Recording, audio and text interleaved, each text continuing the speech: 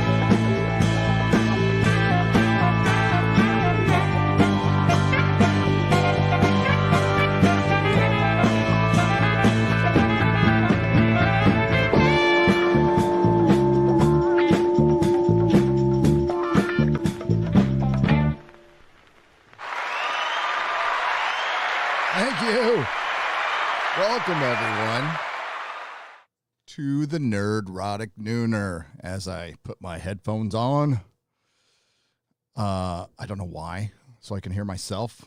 The applause. Let's hear the applause again.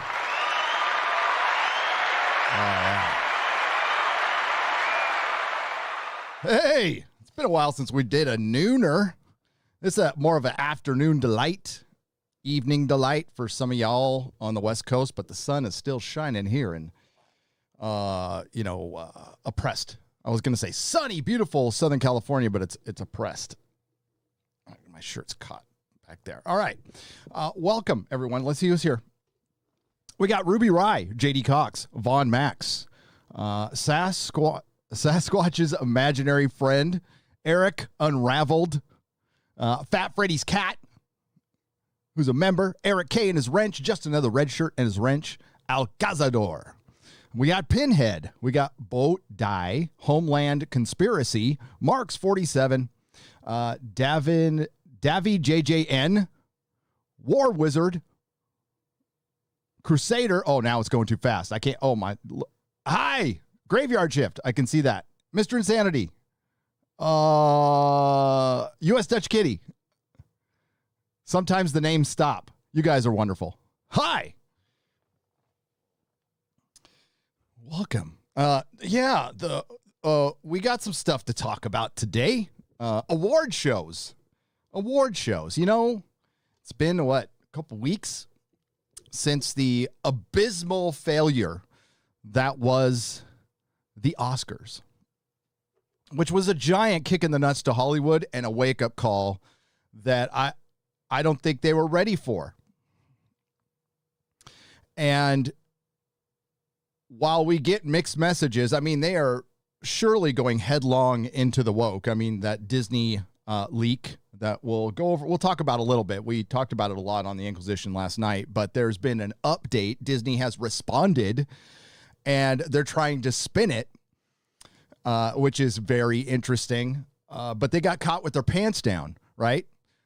So we get some other news today for the Golden Globes, which gave us our best moment in any award show over the last 2 years with the, Ricky Gervais's monologue, which was legendary, absolutely legendary. Well, it looks like it's canceled this year, and you're not going to believe why if you haven't heard. It's not woke enough. That's right. The Golden Globes was canceled this year for not being woke enough. Not having enough representation in the foreign press. The foreign press didn't have enough representation. Now, they've always been a mysterious entity, and the Golden Globes have always been a sham, and the ratings sucked last year. I reported on it. I think they just found a woke reason to cancel a show to avoid another embarrassment. Welcome, Bro Duke, to the Jaloja level. Welcome. You will see a members live stream this Thursday. Okay. And that's what I believe. I think the tide is turning. I don't think Hollywood will be the words can't use now. Hollywood won't be able to turn things around quickly. And on top of all that, we had Gina Carano get pushed for an Emmy by Disney. And it's official. It's not a fan-made thing. They sent it out there. There's a lot of reasons for that. Do I think Gina Carano's coming back? Well, we'll talk about that. I have no idea, to be honest with you. And I've said before, I don't think she should. But I am not her advisor. And if she did, and it was on her terms, it'd be a huge win for the fans. Just like the Oscars failing was a huge win for the fans because they finally got a real-time response to how pissed off people are at Hollywood. They've been able to avoid that for the last calendar year or so because there hasn't been that instant bomb of a film. And there won't be. They're going to use the coof as an excuse for the next 2 years. And they can hide everything behind their streaming numbers.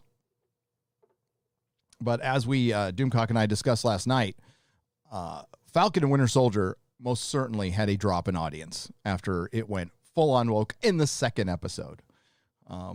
Then Anthony Mackie follows up by saying, Disney wants to use its platform to help society look at itself differently. The millionaires and billionaires in Hollywood want you to look at yourself differently.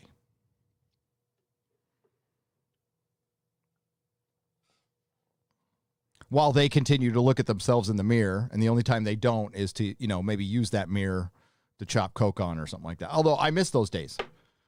I wish that Hollywood would pick up, this is terrible to say, a drug habit or something. Back in the old days, I miss that Hollywood. Now, occasionally we get something interesting. Now, I haven't seen it yet, but I have full plans on going to see the new Jason Statham film. Wrath of Man, because it looks like it's just a shoot 'em up revenge flick, which, damn, I can't wait to go see it. I probably can even take my son. He's old enough. It's fine, right? It's fine. Sure to be fine. Oh, fucking Disney. It's every week with this company. It's every fracking week with this company. They have had the worst year, and it's been glorious. I could almost start a show, like just call Monday morning, 8 p.m. Disney shot, or Monday morning, 8 p.m., 8 a.m. Disney Schadenfreude with Nerdrotic. We can just do that every week, like clockwork. I don't think Disney's going to be changing directions anytime soon, considering that information we got. But let's start out with the Golden Globes. I'm not going to go over this whole article. It is a bunch of Hollywood BS for the most part. NBC will not air 2022 Golden Globes. Thank God for small favors. NBC has dumped the annual award show for from its schedule next year following widespread criticism of the Hollywood Foreign Press Association. It's going to repeat the headline now. NBC will not air the Golden Globes next year. Usually that irritates the shit out of me, but I kind of like the sound of that. Maybe I can stand to hear it one more time. NBC Universal released the following statement Monday. I'm sorry. I need to use Access Media voice. We continue to believe that the HFPA is committed to meaningful reform. However, change of this magnitude takes time and work. And we feel strongly that the HFPA needs some time to do it right. As such, NBC will not air the 2022 Golden Globes. There was that fourth time. Assuming the organization executes on its plan. What's its plan? We are hopeful we will be in a position to air the show in January 2023. Well, hope isn't a strategy, but I hope it doesn't air in January 2023. And if it does, its ratings will drop by 50% because people are over Hollywood. People are over award shows. People are over 20th century models. They're on their way out. And let's face it, the award show is a 20th century model. It was a lot more fun in the 20th century. I was watching a Robin Williams thing on Twitter It was him giving a Life Achievement Award to Al Pacino or something like that. But it was funny. It was funny. Wasn't political. He was just roasting Al Pacino. And we remember those good old days.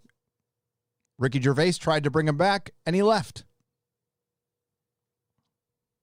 He was still right, and he is an international treasure, by the way. The decision follows months of criticism of Hollywood Foreign Press Association, of the Hollywood Foreign Press Association, for a lack of diversity amongst its members, as well as ethical lapses. Those ethical lapses being one of the former members dropped an N-bomb in a meeting, I think. Something like that happened. On Friday, Netflix, which dominated the Globes this year, announced it was stopping any activities with the HFPA until more meaningful changes are made. Netflix. And noted Netflix and many of the talent and creators we work with cannot ignore the HFPA's collective failure to address these critical issues with urgency and rigor. Isn't that cuties? Next, Amazon announced it was cutting off the HFPA until changes were made.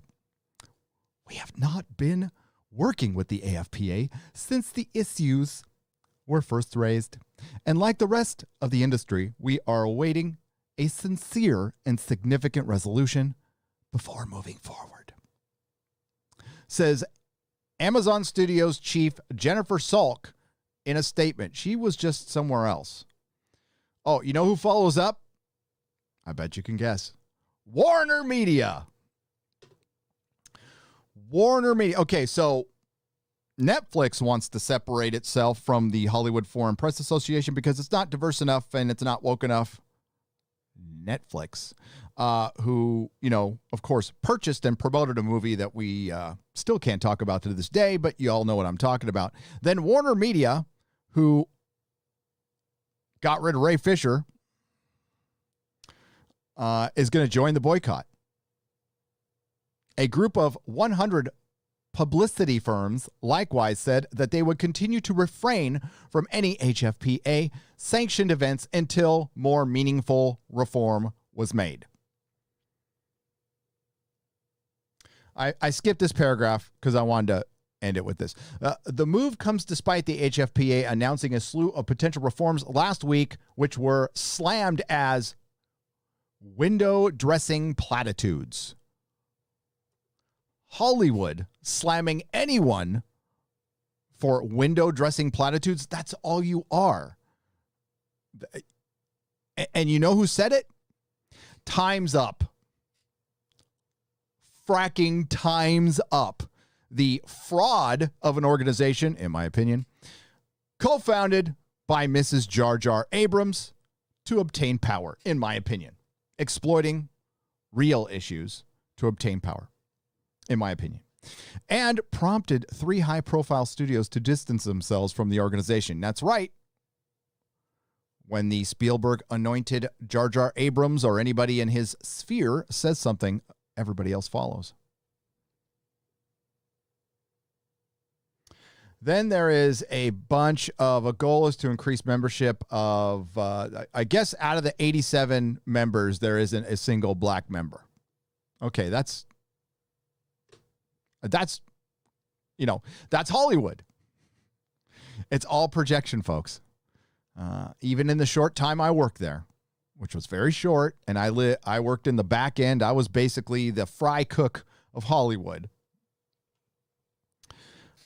It was still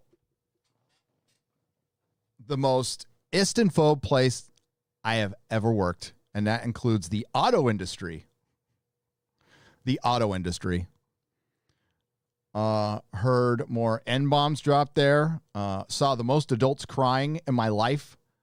It was like a grade school playground. Like there was always somebody like smoking a cigarette, crying in the corner. Like every time I went out for a cigarette.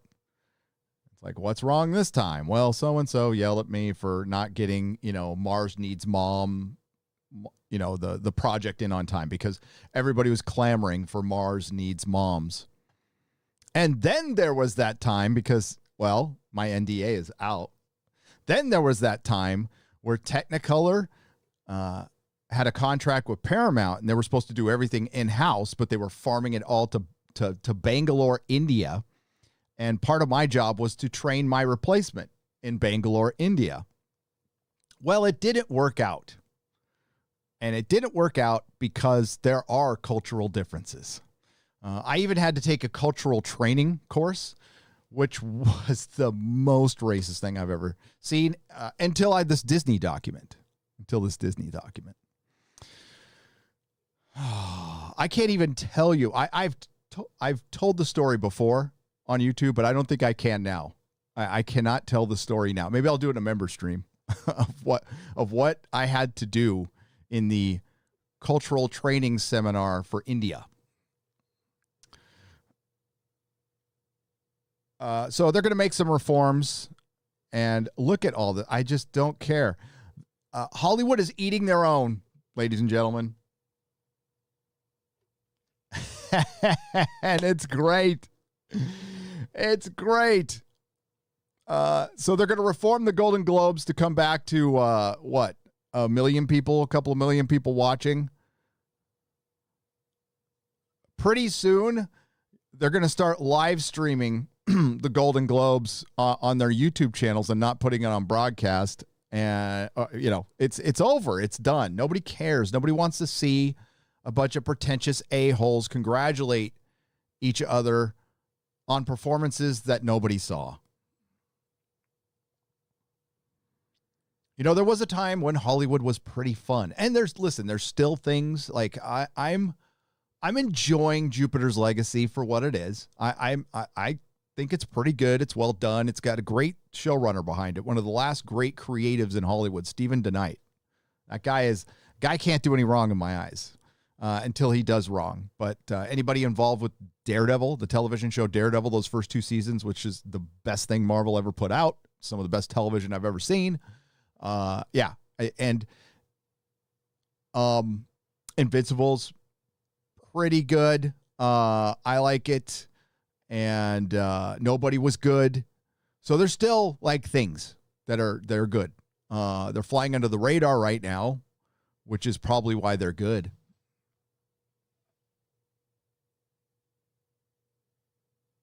I just heard something kind of crash in the background. Hang on.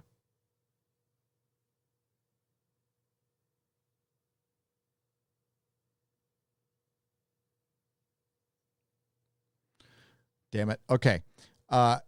Folks, hang in there. I'm alone with my kid. I got to go check on him. Even if it's a nothing noise, I got to be a dad. So enjoy some music. I'm sorry about that. I'll be back in a minute, less than a minute. So don't go anywhere.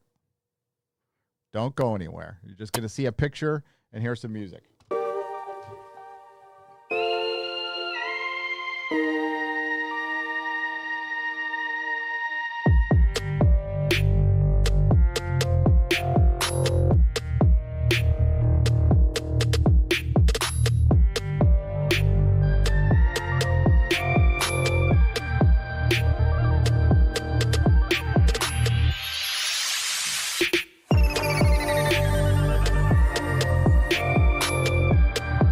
Sorry about that, folks. I'm back. Solo dad. Nerdrotic Jr. is fine. He's fine. He just knocked something over. He's clumsy like his dad. Where was I? Oh, Hollywood eating itself. Great. Okay. So,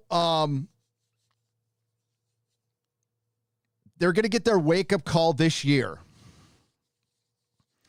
Of course, they're going to get bailed out probably again at some point. That would be my guess, is they get bailed out again. And we need, once Disney experiences a true flop, a true failure, which, let's be real, they haven't.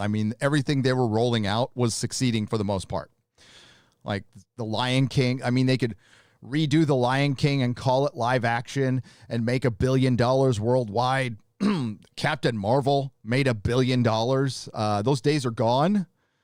But they need those days. They need that influx of cash to come in and fund, all the other projects they got. Their parks are opening up slowly now. I'm not going to any. And, streaming is bringing in money, of course. But this woke shit's going to get rejected. And it's going to get rejected by a lot of people because most people are just done. You know what? Last year, we all went through last year. We're even hearing Hollywood invoke escapism. When Marvel invoked escapism in their video, that was an acknowledgement because that was the one word being used over and over again for the criticism of the Oscars. That was a direct acknowledgement. And this brings us to Gina showing up on that poster. And I'd like to hear what you guys think, too. Here's what I think. I think, Jon Favreau put it out there. Do I think it's her coming back? No, not yet. Maybe it's testing the waters. But I mostly think Jon Favreau probably had something to do with that. And I wouldn't be surprised if Kathleen Kennedy was surprised to see it. But I mean, I have nobody on the inside. I don't know. I prefer to find these things out when they happen. And I thought it was pretty cool to see. If she won an Emmy, that would be brilliant. If she was the only one out of the show to win an Emmy, that would be brilliant. I don't give a shit about the Emmys. But if they fall hard enough, they're going to have to get fans back. How do you get fans back? Well, maybe you start, giving awards to things people like. Now, it's fewer and fewer things every day. And yes, I'll talk about the Venom trailer. I just thought about that. I watched it this morning. So maybe, they'll try to make things more fun, but it's like late. It is late. They should have been on this a long time ago. You're hearing voices. You're hearing people going, yeah, maybe we shouldn't be so divisive and try to mend fences. It's like, where the fuck were you 3 years ago when we were talking about it? Oh, you were on your personal mission. Right. Sorry. Your mission from God to save the universe. How's that working out for you? How's that working out for you? So Gina showed up on here. I can show it to you guys. Gina showed up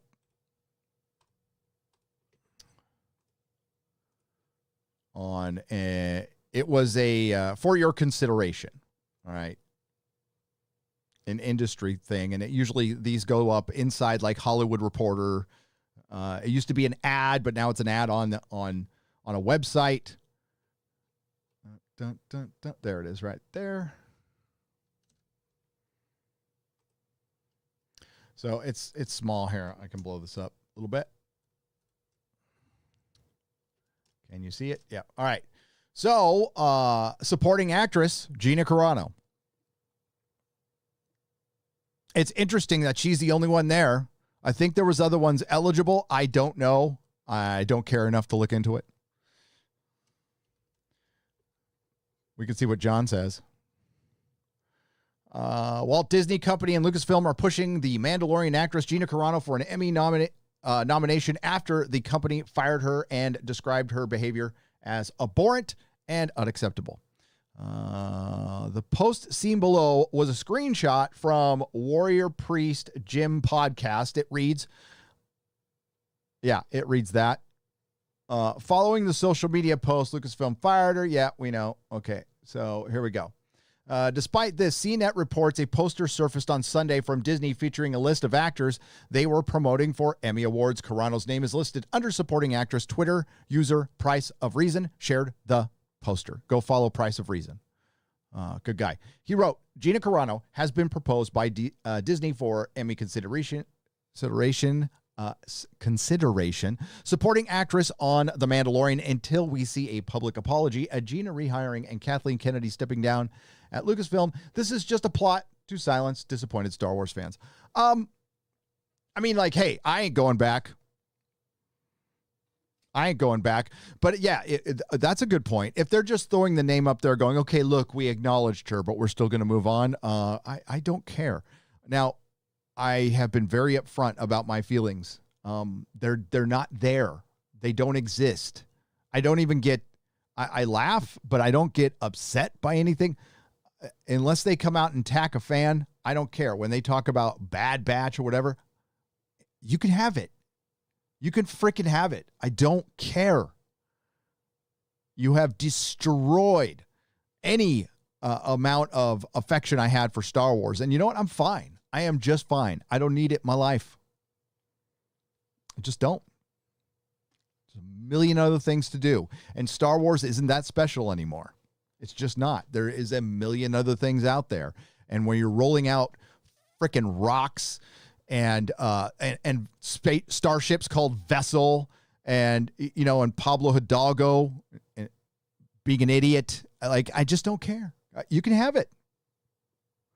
You can have it. Roll around in your own little pig shit covered pig pen. I could give a fuck. And anything short of, you know, you can mend fences with Gina Carano. You need to mend fences with the fandom, Disney. That's what you need to mend fences with.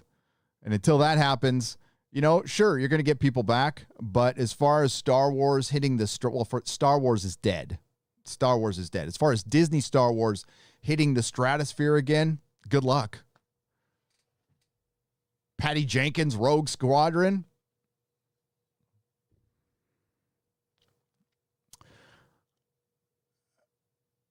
It's quite galling that a company that would describe your behavior as abhorrent and unacceptable would try to promote you for an Emmy Award. I agree. Not only that they claim she was denigrating people based on their culture and religious identities, and that's exactly what the leak said. Now, why would anyone who actually believes that try to promote said person for an Emmy Award? Very good question. It's almost like Disney realized they put themselves into a major public relations problem by unjustly firing Gina Carano. On top of that, they lied about their reasoning for doing so. Well, they lie constantly. Disney sits on a throne of lies. Not only did they fire her and publicly lie about her social media behavior, but Carano claims they attempted to force her to apologize for pronoun usage and put her through a struggle session on Zoom with 40 effing people.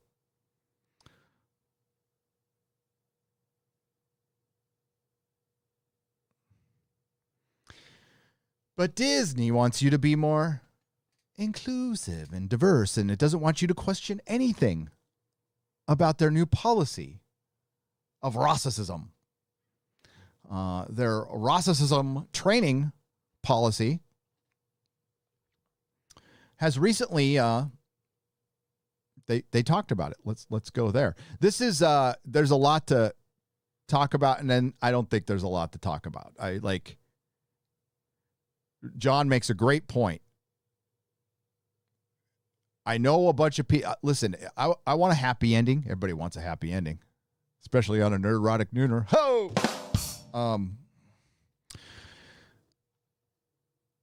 I would love for her to come back.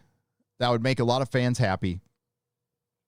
I'd love for it to be on her terms. I would love for somebody at Lucasfilm to come out, preferably somebody new, and say, hey, you know, we've been going about it the wrong way. And what we're going to do is the best we can do. We're going to try to have a little fun around here. And the fans are off limits to all of our employees. And if our employees cannot abide to that, then they can be somebody else's employees. It's really that simple. Nobody's asking you to agree with anybody's politics, change your politics. We're talking about trying to appeal to the most people possible, practice genuine customer service, and remember what you're here to do. Make people happy. You're not doing that right now. Pissing people off on a weekly basis. But yeah, John makes a great point. Why would you go back to somebody who called you abhorrent?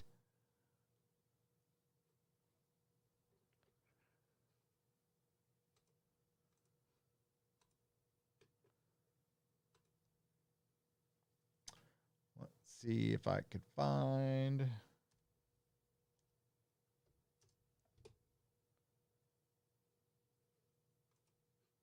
You know, I probably should have bookmarked it when he put it up there. Oh, yeah, I can find it. because I just started following him. There he is. Christopher F. Rufo. Please give him a follow.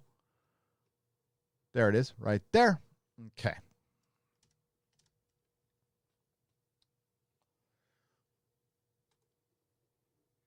Disney's statement about my reporting is only 2 paragraphs, but contains 8 falsehoods, misrepresentations, and evasions. I've noted them here. Do better, Disney. So he's talking about his initial tweet, which was right here. Okay.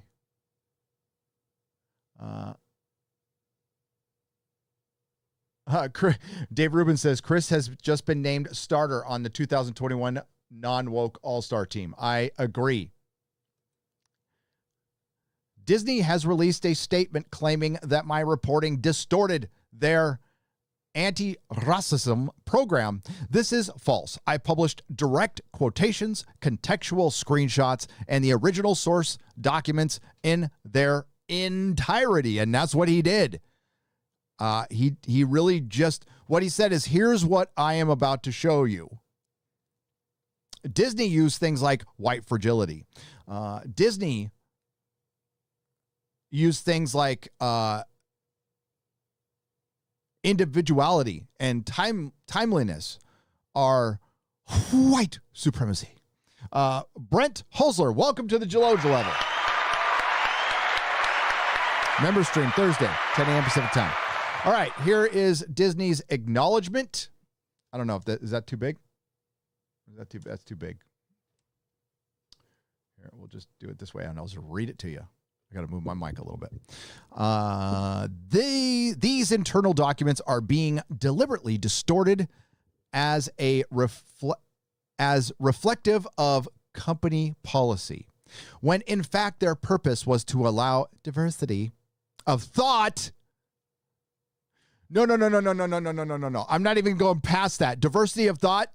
I read on the Inquisition, along with Doomcock last night, where it says not to question people. That is not diversity of thought. That's the exact opposite of diversity of thought. Lion sack of shit. All right. Diversity of thought and discussion on the incredibly complex and challenging issues of race and discrimination that you, as a society and companies nationwide are facing. The Disney brand, you're damn right. For one, yes, it's very complex what's going on with racism right now. Never said it didn't exist. I'm saying there's certain conversations that people aren't ready to have or willing to have.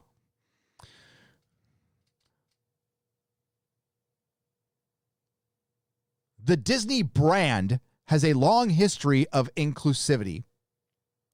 I remember when they kicked out my wife for having, punk rock clothes on, basically. She had her leather jacket and stuff, kicked her out. I remember when they were kicking people out with blue hair, back when blue hair fucking meant something, not like being a fucking blue hair lamb whale SJW. Yeah, I remember those days. As we have consistently demonstrated in such popular films as Moana, Coco, Black Panther, Soul, and Raya and the Last Dragon. Funny that you skipped Mulan. Let's not forget Mulan. How inclusive were you with the Uyghurs? The Muslims that you have in a camp where you concentrate in to re-educate, or well, not you, Disney. Well, the country that you do a lot of business with, the CCP, has them in re-education camps. And I'm sure they're labor camps too. But you did thank them. They were your business partners. What about their voices? Do they matter? Oh, they can't say anything. They're too busy concentrating. And as a global entertainment company, we are committed to continuing to tell stories that reflect the rich diversity of the human experience. Oh, I'm sorry. It's like the president said, it's just a cultural difference, right? It's just a cultural difference. The Walt Disney Corporation. Wow. This story put a bee in their bonnet. To get them to react this quickly, somebody's hitting a little close to home.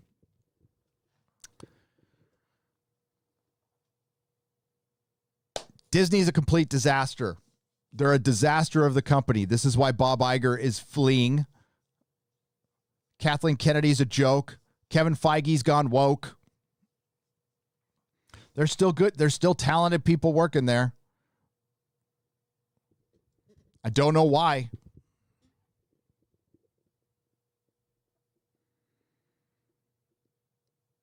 I don't know why. Disney claims to value inclusivity, but the company has used slave labor and child labor in poor countries, filmed Mulan near Uyghur, I got to say it, I got to enunciate that, okay, Uyghur concentration camps, censored content for the CCP, shrunk a black actor in Chinese promotional materials. Oh yeah, how could I forget? Finn. And what poster was he shrunk on? It was The Force Awakens. Who directed that movie? Jar Jar Abrams. Who was involved in the production? From top to bottom, bad reboot.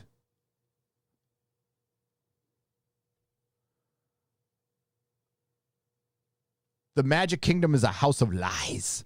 Remember when Bad Reboot made a statement that sounded a lot like that information that we went over last night?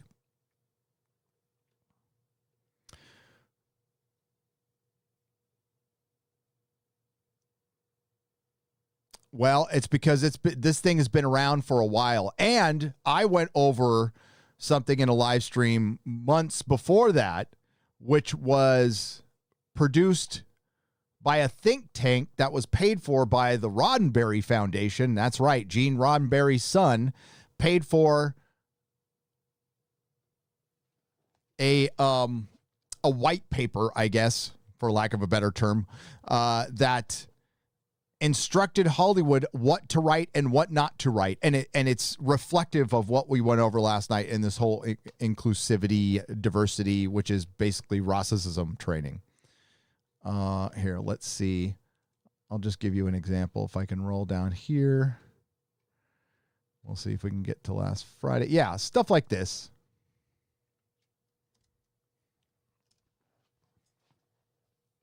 I don't want to go over it again. We went over it in detail last night, and this thing it's just messed up, okay? And what they're going to say is, you are a racist. No. This is. Nobody's saying don't be inclusive or diverse. Be as inclusive and diverse as you want, but that's not what this is about. This is you're telling another group of people to be quiet, be silent. We're individuals. We're not a hive mind. Not saying everything is great. Not saying everything is fixed. Not saying that there isn't work to do. There most certainly is. This is taking us backwards. You freaking corporate hacks.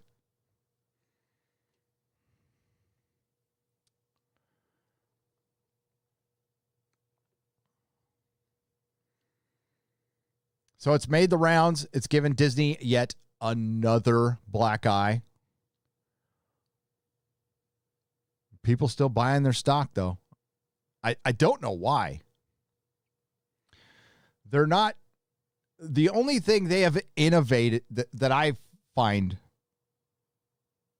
interesting that they have innovated was that what they shoot the Mandalorian on. That's fucking amazing. With that projection screen in the background, I think that changes absolutely everything. Now, they probably didn't innovate it. They probably found someone who did and bought it, which is fine, but that's what they do.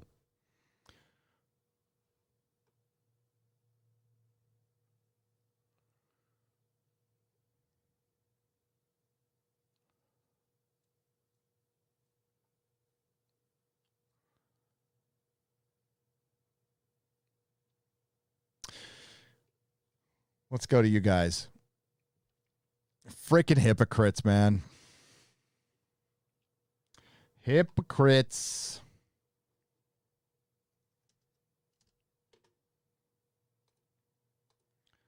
By the way, I hope the connection's holding up. It seems like it is. So, I'm still on my old computer right now, okay? And I've reseated everything. I think I might have fixed it, but if I blink off for some reason and a commercial comes up, I'll be right back. That's not me putting in an ad. That's the connection being broken, and what YouTube does is it puts in an ad until the connection comes back up. And hopefully that doesn't happen, okay? And also, this is a reminder that all live streams, when they're done, they get unlisted and exported over to Nerdrotic Live. So make sure you are subscribed over there if you want to see past live streams, like Friday Night Tights. It's the home of Friday Night Tights. It is. Rustman for $50. Holy crap. Just because. Enjoy Texas. Florida is sad you're not coming here. Florida was on the table, and it's not completely off the table. But it sure sounds free. And if it's free, it's me. Holy crap, 100 pounds. And Benjamin Gaskell. Perhaps we all assume that the culture and entertainment we grow up with will remain the same always. But as we age, things change. Of course they do. And the entertainment of the future will take other formats. Life finds a way. Thanks for your pirate signal, Gary. You are appreciated, mate. Thank you. Thank you. And life will find a way. You're absolutely right. Like, we're not going to ultimately, yes, we've taken losses. We've lost Star Wars. We've lost Doctor Who. We've lost Star Trek. But we still have the old stuff. And whatever new stuff comes, it's going to be the stuff we like. Who makes it? I don't know. That's the question. That's the question. But we will win. We will absolutely win. Why? Because we pay for everything. This trend is been around for a while. It's been, building up over time, and it's ending. It's reaching a peak because it's getting done. Now, you're going to see things worse than this. Like I said, it's going to get worse before it gets better. It's probably going to be worse this year. There's madness every single day. But every time I talk to you guys, every time you walk around in real life, you see that there's a lot of, we outnumber them 1,000 to 1, 10,000 to 1, 100,000 to 1. We need to remind them of that. Hellruts 96, welcome to the thank you for upgrading to the Jaloja level. I greatly appreciate it. The Invisible Man. Hey, Gary, shot you an email about connecting in Palm Springs early June to do a comics run. Is there a better way to connect with you? Arrange that. No, email is best. Email is best. Invisible Man. I'd love to run over to Palm Springs and go comic shopping. If Oasis still has their dollar bins, is it Oasis? I thought it was Oasis, but it might be a different name than that. Sorry, I got to go to my other screen here. Okay, so Blue Boy for $5. May 11th. Where am I? Can't believe it's the 20th anniversary of that's right, of Douglas Adams' death. Oh my God, I didn't even think about that. I remember exactly where I was. I was at Melissa's dad's house, and it hit the news, and I was rocked. May he rest in peace. Pour one out for Douglas Adams, one of the greatest writers of all time. It's 20 years. 20 years, man. Yeah, he died right after my dad died. Damn, it's been 20 years. Thank you, Blue Boy. Rest in peace, Douglas Adams. We miss you.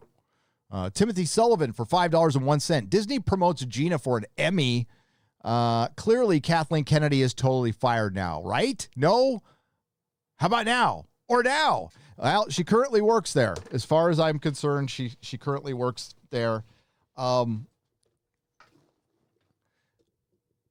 I don't want to dash anyone's hopes, and I'm not trying to be a Debbie Downer, but I think it's all right. The Oscars was a win. seeing Gina's name on that thing, that's a little bit of a win. We got to take these wins because they're rare when we get them. Ultimate victory, still a long way away. Lots of hard work to do. The one thing I will try my best not to do is sell false hope. False hope is one of the worst things we can sell, because when we sell that false hope and that false hope does not come to fruition, then people get discouraged and they leave. They're like, because they got their hopes up, build up their expectations for something. We do. And then we get disappointed over and over again. Hollywood slaps us in the face. Zack Snyder comes on a fucking charity stream and disrespects a bunch of people. That shit's going to continue to happen.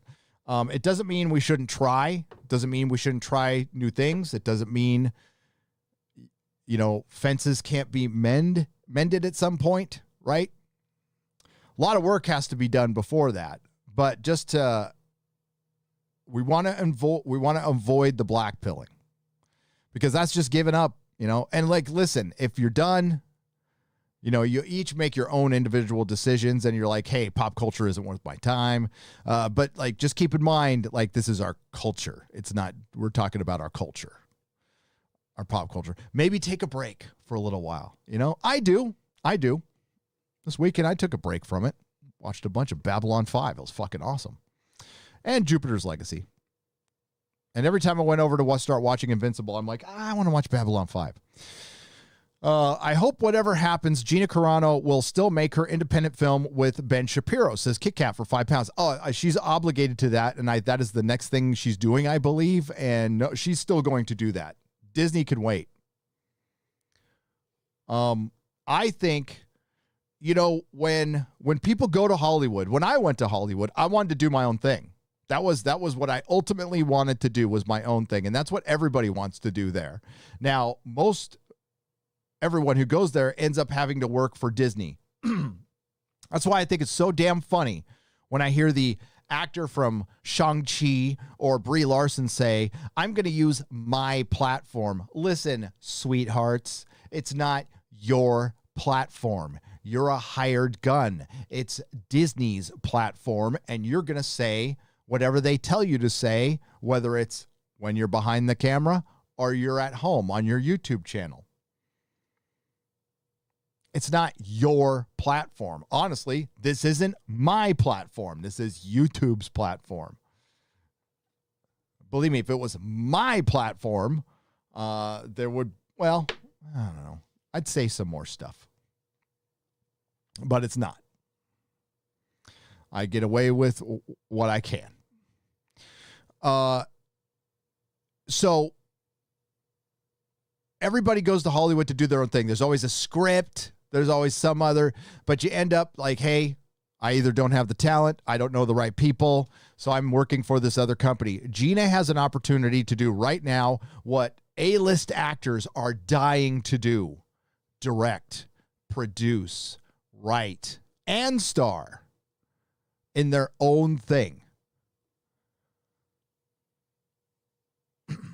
What did Oscar Isaac say when they asked him to go back to, would he go back to Star Wars? He's all, if I needed a house, but I want to do my own thing. That's what most actors want to do in Hollywood.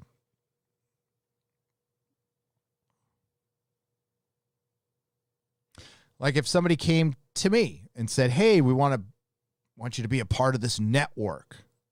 Well, unless it was just a ridiculous amount of money, which it wouldn't be, the answer would be no. Because I really enjoy being my own boss. I'm just beyond being a good employee for somebody. Just that. Nope. Floydian Freak for $10. Hail, Gary. I asked you for some Spidey comics recommendations a year ago, and you suggested Amazing Spider-Man 250 to 300. Took a while, but I collected a lot of them, and am really enjoying reading them. So thanks. Yes, that is such... Honestly, go back to 200. Spider-Man 200 through 300 is brilliant shit. Brilliant shit. I'm glad you collected them. That's not cheap. That's not cheap nowadays.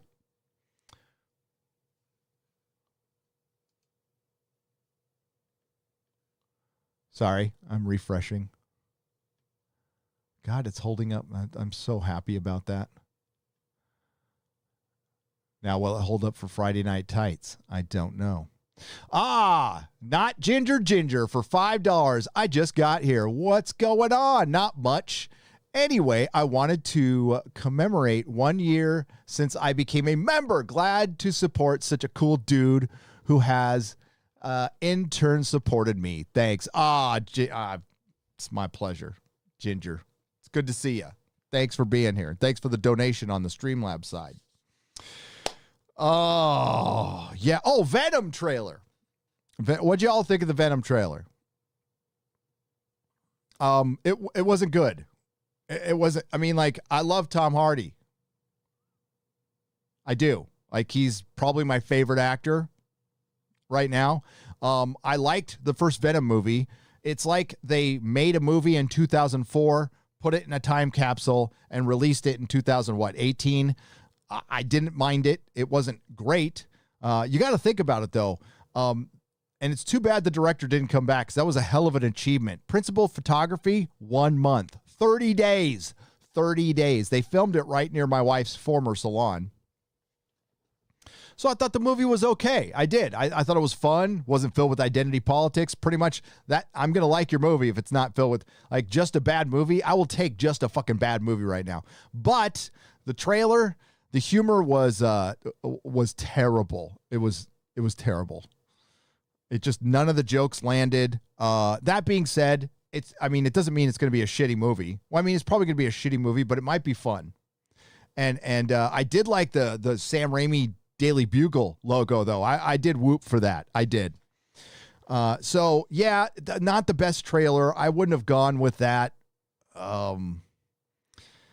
And yeah, the humor was cringe. It was cringe. And then what did he say? What did they say at the end? Here come chaos. Oh, I forgot what he said now. It was dumb. It was dumb. It was supposed to be like, why so serious? And it's like, here come chaos, chaos, here come, or something like shit. It was like, what the fuck was that? That was stupid. Woody Harrelson is Carnage. I'm okay with that. I mean, he's like 60, but, you know, he's going to be in a mocap suit with everyone else, so why not? And Tom Hardy's a great actor. What would I rather have? Would I rather have Venom 2 or Taboo Season 2? I would rather have fucking Taboo Season 2. If you have not seen Taboo, it's by the guy who did Peaky Blinders, and they made one season of it on FX back in 2017. It's fucking great. Some of Tom Hardy's best work. You can get it for, I got season 1 for like $5 on Amazon. I don't know if it's for a Blu-ray. It's pretty cheap. It's worth it. Oh, Supernote's asking, what did you mean when you said on Twitter that Kevin Feige was probably throwing furniture over Venom 2? Because I personally love the idea of him acting like a baby over Marvel movie he has no control over. That's exactly what I meant. That's exactly what I meant, Supernote. Thank you for the $20. Yeah, Kevin Feige watched that trailer, and he was, Kevin Feige's famously passive-aggressive. So he wouldn't actually throw furniture, but I think that might have made him throw furniture because that was so out of the MCU tone. And it was cringe, folks. I'm sorry. I mean, you might listen, I saw some of, I won't name anybody, but I saw some of the ladies that frequent our sphere. They were like, ooh, Venom. And like, listen, Tom Hardy, I understand. I understand why you like it. Tom Hardy, I got it. But I don't see Tom Hardy that way. So, yeah, it was cringe. So Kevin Feige was probably shitting himself, metaphorically. Not happy with that trailer. And he's in partnership with Sony, and I fucking love it. Now, I am looking forward to the Morbius movie. I am. I said that was the one superhero movie outside of Snyder Cut that I was looking forward to.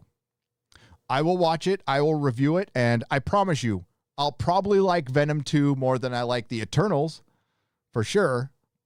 Maybe even Black Widow. We'll see.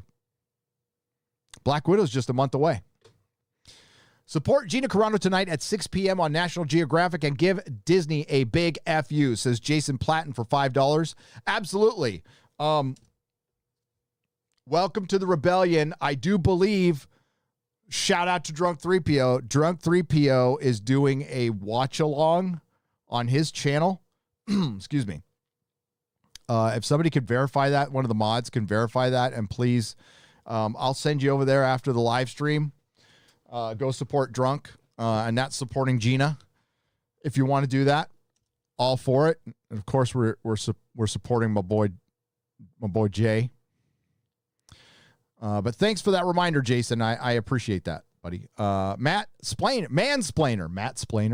What the fuck? $20.99. Nerdrotic. Did you see your old boss on SNL? Yeah, I watch clips. He did good. The dude's funny.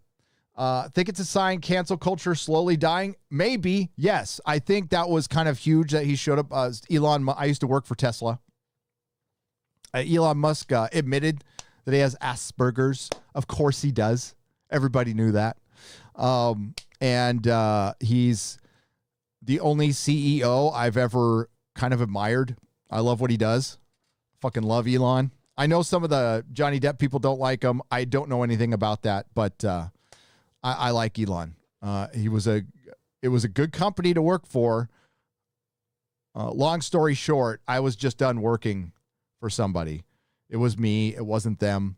But as far as like benefits and pay, nobody beat Tesla.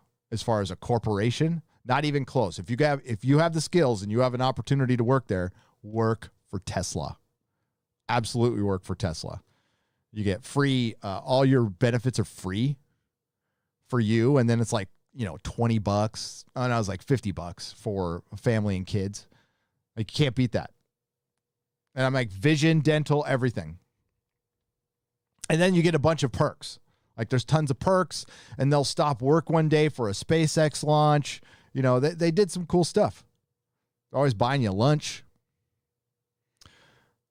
What's the update on your move, Gary? Will you get a big truck and big Texas hat? Says Thanos 2024 for $5. Well, I kind of have a big truck. I have an FJ Cruiser. I won't do a cowboy hat. Maybe a sombrero. Critical, but thank you for the $5. Months away. The clock is ticking. I got to start thinking about taking this down and getting to thinking about designing a permanent studio, which we're going to have people come over. There is a rumor that somebody else might be moving to Texas. I don't want to say who that is, but you might know this person. Once that person decides to be open, to tell you all about it, I'd be very excited.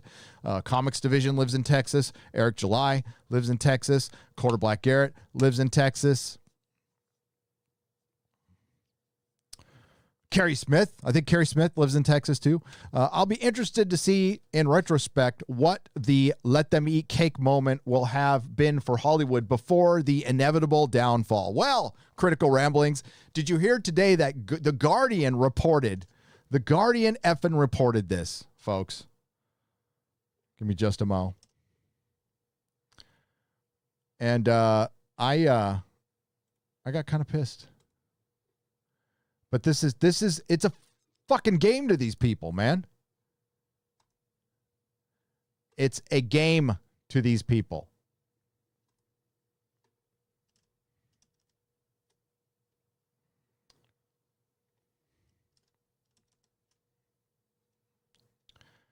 Oh, where'd it go? Hang on.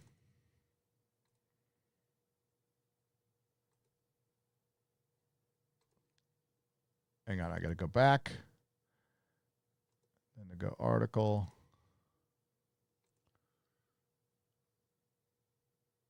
What the hell? It's not coming up. There we go. Okay. Golden Globes get the axe in 2022. That's not the one I wanted to share. I already read that one. Dummy. There we go. Gwyneth ate bread and we can eat cake. So, The Guardian reported that Gwyneth Paltrow broke down and ate bread during quarantine. What was your lowest point? How in the fuck could you even put that out there, you pieces of shit? I mean, I know I'm being completely selfish. I guess my lowest point would be my wife losing her business, then her father, and me having to pick up my family and pull my kid out of a, public school and, uproot our lives. And guess what? You can times that by thousands. There is thousands of families in my family's position who have it much, much worse. At least I had a day job that I could work from home, which was a miracle. It's like winning the fucking lottery. Other people had to go out and get, bust their hump, do Grubhub, whatever, and whatever works for you, fucking do it. Thank God for the gig economy. If it wasn't for the gig economy, we'd be so much worse off, right?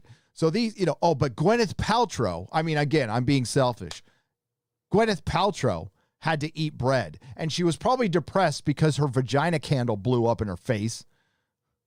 Her hoo-ha candle. Who the fuck puts this up? But it's a game. It's a fucking game to them. They hope this shit lasts forever. Disney wants you locked down forever. They want you on basic income so you can make just enough to afford Disney Plus, and we can all be idiocracy together. That's what they fucking want. They want more consumers. Consumers.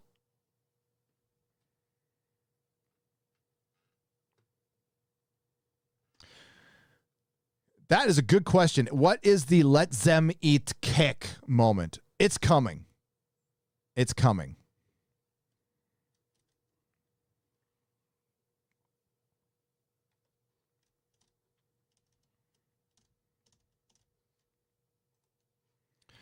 It is coming.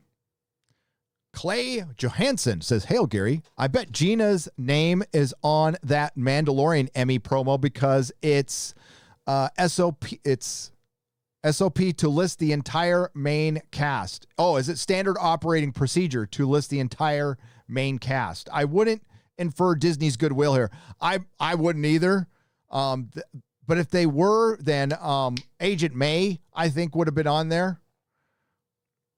But I guess, yeah, Gina's a member of the main cast, right?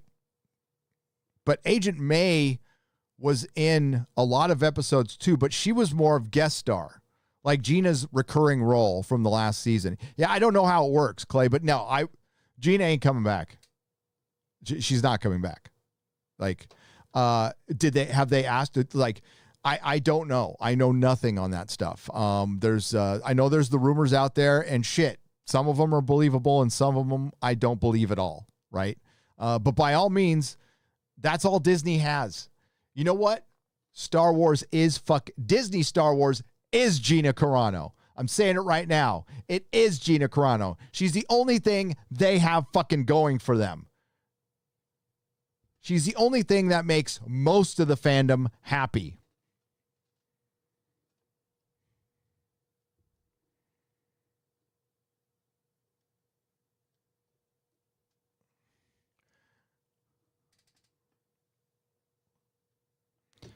Grandpappy Fist for $5. Hey, Gary, I think the Emmy thing is just Disney trying to appease the Gina fans, the bobs. Wouldn't hire her back after slandering her. I think that is a good theory. The only theory I have is maybe Jon Favreau put it on there as a dig. And that's all the power he has, by the way. He can put a name on a poster. He can't make policy decisions. He can't bring her back, or he would have.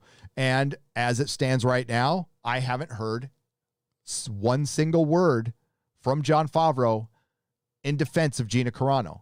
Not a peep. I've heard rumors and conjecture, but I haven't heard anything.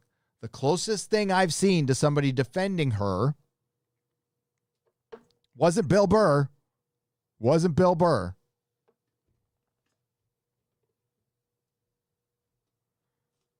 Oh my God, why am I blank? I'm just, goddamn, I hate live stream brain fart. Apollo. Floydian Freak for $10. Hail, Gary, I asked you for, I read that one. And I read that one. William Shatner has a Golden Globe, which he won in 2005 when it still meant something. Kit Kat for £5. William Shatner he doesn't need fucking awards. He's William fucking Shatner. He will be remembered forever. Forever. But and I doubt he'd give it back. Manowar 665, Neighbor of the Beast. Everyone likes their own brand, don't they? They do. They do. Everybody wants their own brand. Manowar. But I don't like that Disney brand. I was watching the Disney shareholders sales event again for my last video, just to hear what Bob Chapek said. And he was like, 1 billion people on this planet identify themselves as active Disney fans. I'm like, huh? How do you even find that out? What qualifies as an active Disney fan? 1 billion, 1/6 of the planet.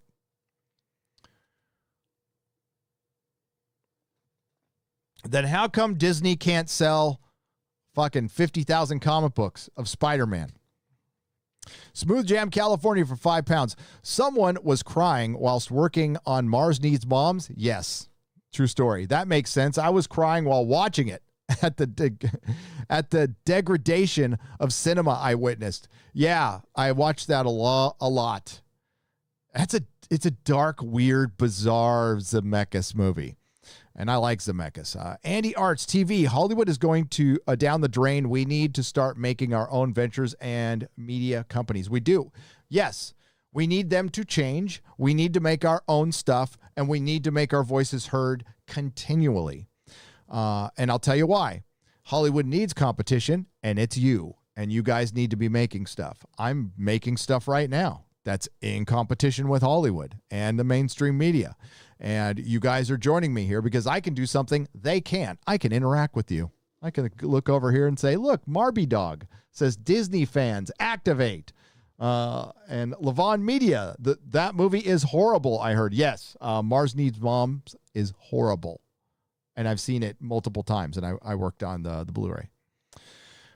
So yeah, no, we all of those things need to be done because we're getting...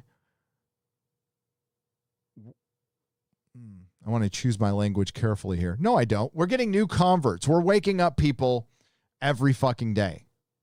And it's a we thing. It's not me. No, this is just a conduit, right? So it's you guys on Twitter, on Facebook, talking to your friends. Shit, did you see this, As video? Did you see this heel versus babyface video? See the fucking Batwoman ratings, which fell under 400,000. 400,000. My last video had more, the video before last had more people watching it than a Batwoman TV show. And that video cost me like, I don't know, what's a cup of coffee cost now? Where's the receipt? Like $3? That's how much it cost me. Jack Perry for $4.99. The Mandalorian should be just called what it is. Adventures in Babysitting. Hot the shirt with a hot Gina on the poster. Yes, I memed a t-shirt. Yes, you did. And again, I don't know if these are available or not, speaking of t-shirts. But do check with Drunk 3PO if you can still get your Welcome to the Rebellion t-shirt. I bought 2. One for Nerdrotic Jr. I'm a lifelong rebel, so it's okay. But this is for other people. This is for other people. Welcome to the Rebellion. You are the Rebellion. Yes, you are. Spectre in the Air. Spectre in the Air. I am with you. Sort of done with Star Wars. I mean, like, it sucks. I understand. Like, this is your lifelong love. And it's not a good place to be, right? I would love for Star Wars to turn around. I mean, like, I'm not saying it's impossible, but like I can't just ignite the fires of passion for something that's treated all the fans like shit. And on top of that, it just hasn't been very good. As a matter of fact, it's been terrible. It's been mostly terrible. Disney Star Wars is mostly bad. Rogue One is a passable movie with a really damn good last 3 minutes. But there's still some cringe. The Disney trilogy is garbage from the start to the end. Star Wars, the Rebels was hit and miss, had some really good moments and some incredibly cringe moments. I didn't see all of the last series of Clone Wars. That last episode was good. It was good. And then there's The Mandalorian, but it's mostly bad. And the High Republic is garbage. And they got rid of the EU. And that's the mistake they're going to there's two mistakes they're going to regret the most.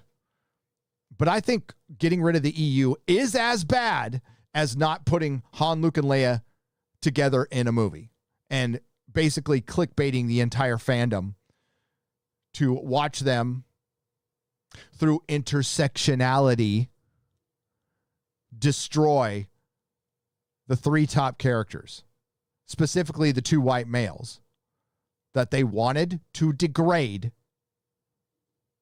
for intersectionality. That leaked paperwork was the blueprint. That is why they did what they did to Luke and Han. That was their motivation.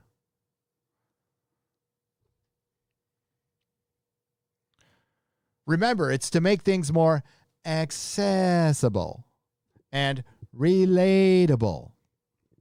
If that's the case, how come there's less people watching? Hellrats 96 for $5. Since you all seem to do is insult fans, since all they seem to do is insult fans, clearly Disney is appropriately named. Oh, very good. Hail Nerdrotic. Hail to you, sir. Disney. Yes, they diss us all.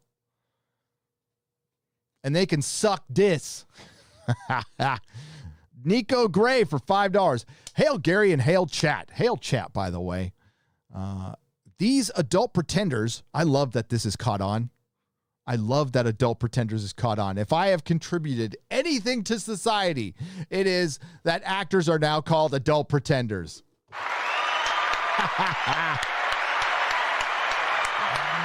Are going to be terrified when they go to cons because they can't hide behind a screen now. If they go to cons, Michael Keaton damn near turned down a Return to Batman because it was afraid of the coof. When like I mean, Hollywood, complain about them as much as you want. They have put a ton of money into their coof restrictions. You can't deny that. I mean, they suck at writing and producing movies now, but at least they have pretty decent coof, restrictions. They're still assholes though. Diversity of thought sounds like individuality, which according to them is bad. Get your story straight. Albatross, you are correct, sir. Thank you for $5. In that memo, individuality, timeliness are a product of white supremacy.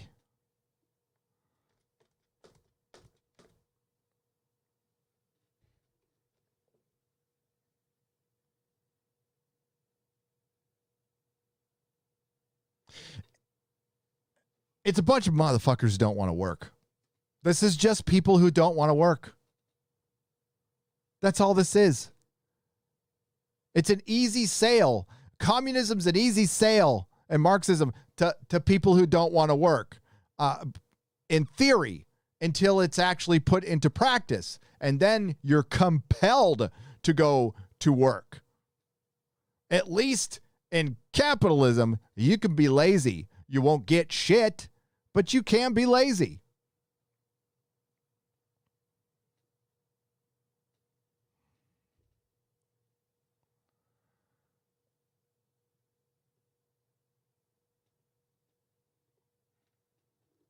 Bro Duke for $4.99 says, saw Wrath of Man in the theater this weekend, first in a year. Not the best movie I've ever seen, but at least it wasn't woke and the action was pretty good. That's all I need, right? That's all I need. I don't need Jason Statham, blowing my mind with some kind of like Matrix level script or Guy Ritchie. I just need him shooting the shit out of people, basically. I'm a big Jason Statham fan. He had such a good, run of movies. Transporter's the shit. Crank is the shit. Robert Cherry for $4.99. Your channel rocks. Glad to send you a little support from Austin. Oh, thanks, Robert. I appreciate that. And Roger H., thank you for the $1.99 Canadian. Well, hopefully I'll see you, Robert, in a Texas meetup someday. I'm going to do a SoCal meetup up in LA. I need to contact some of my fellow YouTubers up there to see if they're down. Working on my comic right now. Thanks, Nerdrotic. KF for $2. Well, congratulations. Work hard on it. May it sell many copies. Jordan Chernak, will you watch Drunk 3PO's live stream tonight? I will check in on it, Jordan. I actually have stuff to do after the stream, like things. I have things and stuff. I can't say what I've got going on. I'd love to tell you. But I can't. I also have to prep for tomorrow's show on Az's channel, 10 a.m. tomorrow, The Real BBC. And we're going to be talking about comics and all kinds of stuff. Probably get into the J. Scott Campbell thing pretty deep. Gwyneth is just another spoiled Hollywood brat who knows nothing about normal life. Also, it's Super Nate, not Super Note. Did I say Super Note? I meant to say Super Nate. Sorry. I am not Ryan, though. I will be your new son if you ever get mad at him. Sure. Thank you, Super Nate. Did I say? I'm sorry. I meant to say, yeah, I'm just dumb. Thanks for the $10. Charles Crow for $2. Thank you very much. Mikey Gussler, what's up, buddy? So Seth Rogen just came out and said that he will never work for James Franco again due to allegations. So much for being a friend, huh? What a backstabber. Seth Rogen is a piece of shit. Seth Rogen is a piece of shit. You cannot tell me he didn't know everything James Franco was supposedly doing. If he did anything wrong, I don't know. This cancel culture bullshit is crap. And you know what? Friendship and loyalty, those things mean shit in Hollywood. On all levels, those things mean shit. And that's why I booked. Because to get anywhere, you will have to stab somebody's back, and somebody will stab you in the back, and then you might have to go work with that person and be asked to trust that person again. Look what happened to Robert Meyer Burnett. The people he was working with all fucking dropped him like a bad habit. One little punk called him a fucking, like a Ross assistant, everything, and basically damn near ended his career. This little 20-year-old piece of shit. Because you know what they saw? An opportunity to remove some competition. And they called RMB. And you know what RMB did? Like, I love RMB unconditionally, okay? But he kind of took it. Because he had to keep working there. And I understand making compromises, but not like that. Seth Rogen's a piece of shit. The only an overrated piece of shit. He was decent in one fucking movie. 40-year-old virgin. He was like good for his 5-minute role. And I can't watch it now. You know, I thought he did a pretty good job producing Preacher in season 1, and then it went to shit. You know what let him grow his weed. That's what he's good at. I need an I'm Not an Adult Pretender t-shirt. Hellrats 96 for $5. Done.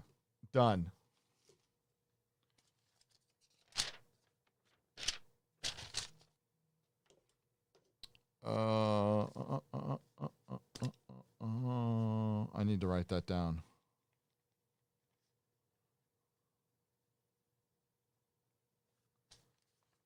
All right. We'll make it happen, Hell Rats. Thank you for the $5. We've got $2 donation from Mystical Gods and Darius Munchausen for $1.49. Thank you very much. I appreciate it. Jesus Davila for $10. Gary, is Marvel Knights Spider-Man any good? Yeah, at the beginning.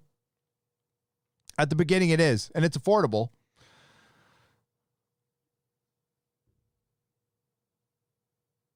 I dug it. Ideas for a new award show called the Pretendies. Chris Topher for $2. We should do that. The Pretendies. I like that. I like that a lot. Excuse my coughing. I'm sorry to Dark Side fill you there, right? Oh, by the way, shout out to Memology. I don't know if what's going on with him right now, but I know he had 2 false flag strikes on his channel as of yesterday, I believe it was, or day before yesterday, which means he's 1 strike away from losing his channel. So hopefully got the situation fixed, but definitely shout out to Memology. That's where I get my news. The guy that is a great freaking channel. Good guy. Show your support to memes. All right.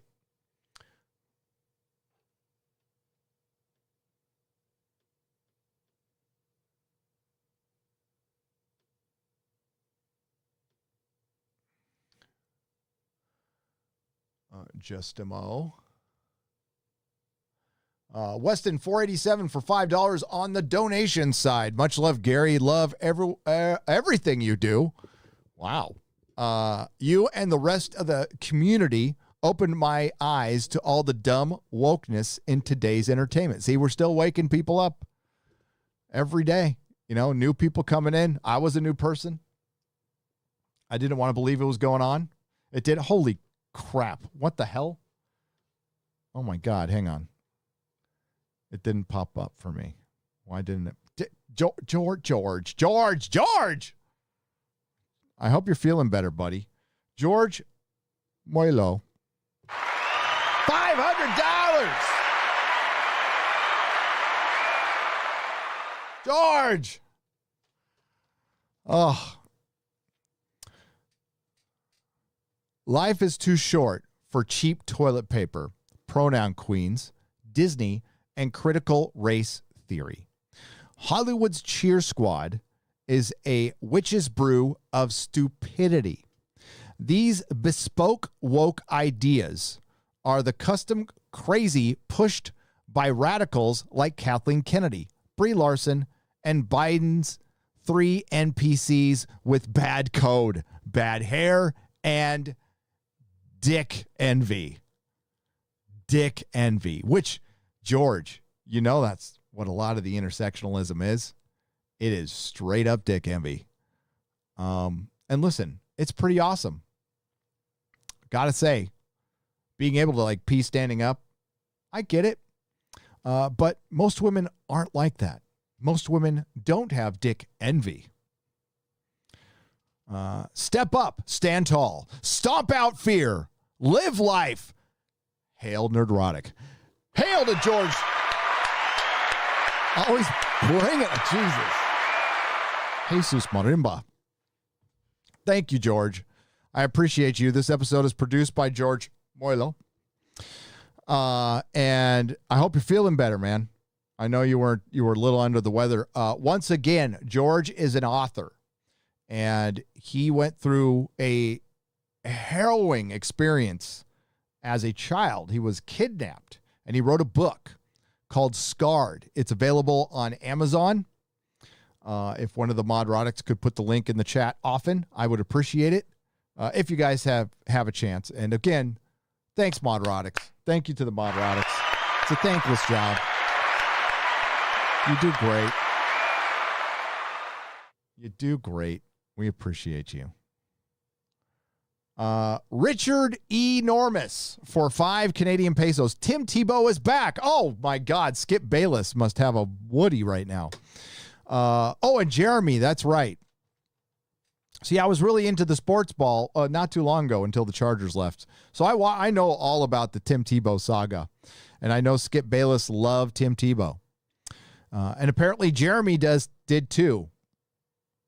Please give Jeremy some sleeping pills or his wiener will fall off from permanent standing ovation.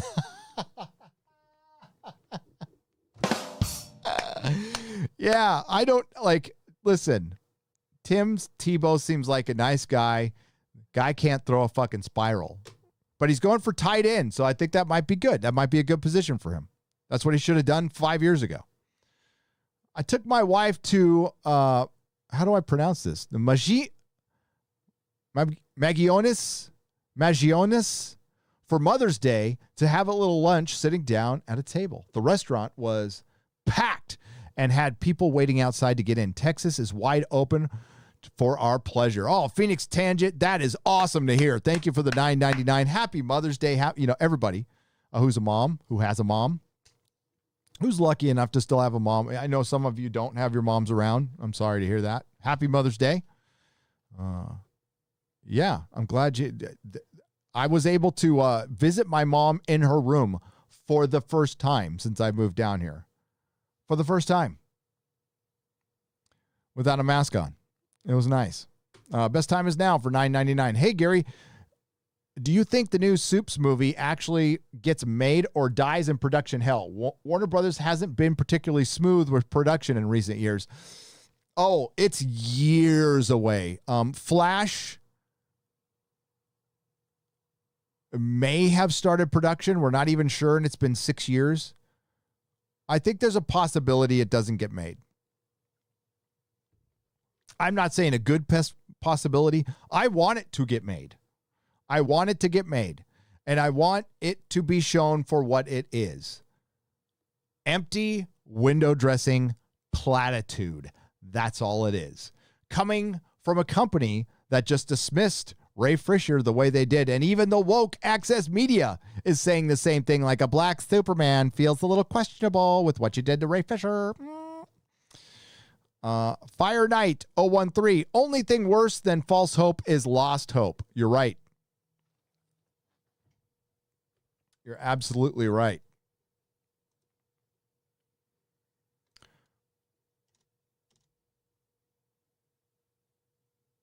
Sorry, I had to see my stream connection there. Looks pretty good. It looks pretty good. I agree, Fire Knight 013, and that's and false hope can lead to lost hope, and that's why we want to be very careful about that. It can be, let's just say, beneficial to some people, and that's their right to do it. I'm not here to judge anybody else. I'm just saying, if you serve up too much false hope and things don't come to fruition, that's bad. But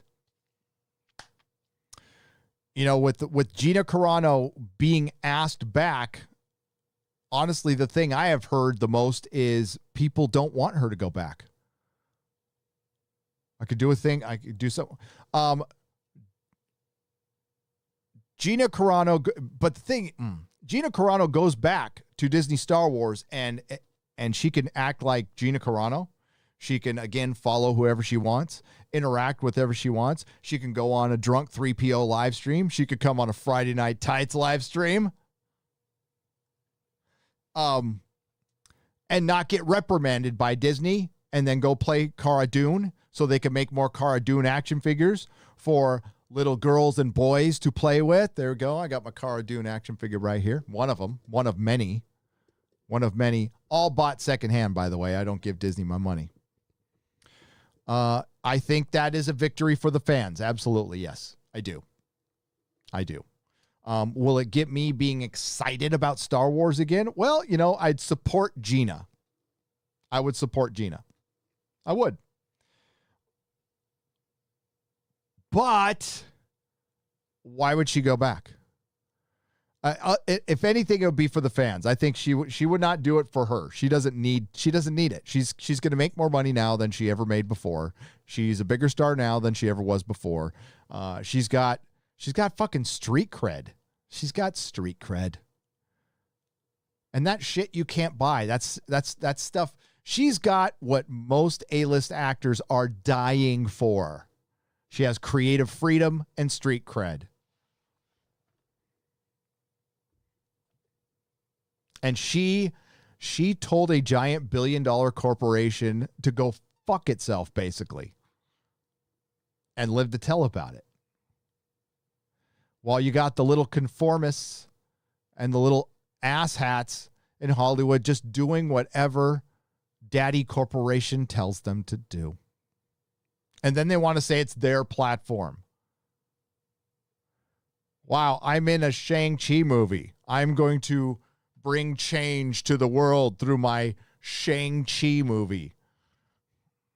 Jesus. Like, freaking Marvel, Disney in particular, has been on a steady diet of their own farts for the last year.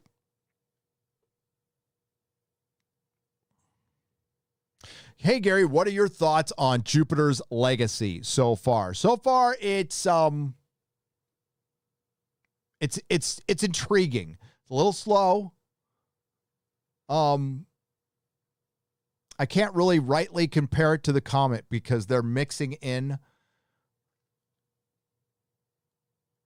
a prequel. But I liked the comic when it came out. I didn't love it, but I liked it. I'd love to see Chrononauts. That would be cool. But so far, yeah, it's pretty good. It's pretty good. It's not woke. And actually, there was a very unwoke line in it that I liked that could have been interpreted as a shot at Antifa. Yes, indeed. Oh, yes, indeed. Now, it might not have been. That's the way I interpreted it, though. Eric Graham, welcome to the Proto-Molecule level. Welcome. Thank you for joining and supporting the channel. I greatly appreciate it, Eric. You will be in the credits. They get updated about once a month or so. We put everybody into the credits. The Nerdrotics will be joining the credits soon as well. Oh, they'll have their own special place. Olaf Van S for €2. Gary, saw Venom 2 trailer and all Easter eggs yet. I haven't seen all the Easter eggs. I watched the trailer like 3 times. I couldn't stand the dialogue. It was terrible. Visuals, fine. It looks like schlocky CG. It's a Venom movie. I don't care. I like Venom. I like Venom as a character. Huge Spider-Man fan. And I like Tom Hardy. So I didn't like the trailer, Olaf, but I'll probably end up liking the movie. What comics are you and Az going to review on the BBC? Well, we didn't decide one, Primer. I think we're just going to do one last minute. I'll call him tonight and see what he wants to review. It'll probably be something we both have. It'll probably something Batman related would be my guess. Or we could review like Berserker, maybe. I don't know. I'll ask Az. It's his choice. I don't know, Az, you awake? You out there, buddy? Primark Vulcan, $14.99. When you finally get to San Antonio area and ever have a fan member meetup, I'll bring you a case of Mexican Cokes as a welcome to Texas housewarming gift. Hell yeah, that's the only soda I drink. That is my treat. I love Mexican Coke because that's real Coke. Hail, thank you very much. Primark, I will let you know. 6 months away. Nerdy Girl Creates. What's up for $4.99? Hi, Gary. What do you think about the announcement of the Marvels? I think it's hilarious. Hilarious. I don't know if you saw my video, Nerdy Girl Creates, but I made a video on it. And Brie Larson has been demoted. Brie Larson has been demoted, and it has the Access media worried. It does.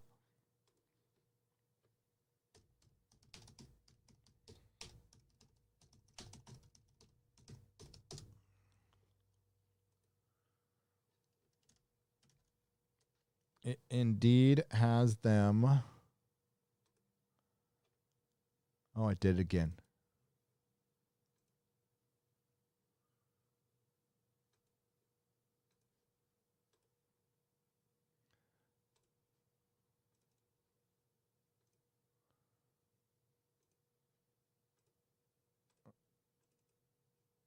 There we go.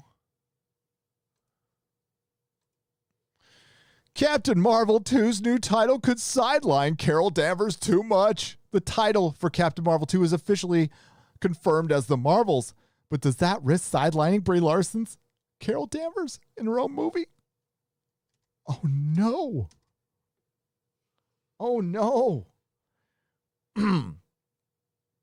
How do you fucking like that? How do you like that after all of the shit that we all went through calling out this bullshit movie? Like, the movie sucks. It's objectively a bad film. Horrible characterization and an actress who was horribly miscast. I understand what she said about not giving a crap what some middle-aged white man thinks about this or that, and I've gone over that. Forget all that. That's all in the past. She hasn't really said anything like that for 2 years. It doesn't change the fact that she is a little girl playing a woman's role. Katie fucking Sackhoff is Miss Marvel. They should recast her tomorrow, and she'd be a more popular character. Number one, Katie Sackhoff is a more charming person. She's better on the red carpet and in interviews. She's a very likable person. Everybody loves Katie Sackhoff. She would be perfect for Miss Marvel. And then you would have a popular character that might help your comic book sales and might get you in a better direction with your writers. You see, we were just talking about the Dick envy. George Mallow brought up Dick envy. Captain Marvel was Dick envy the movie.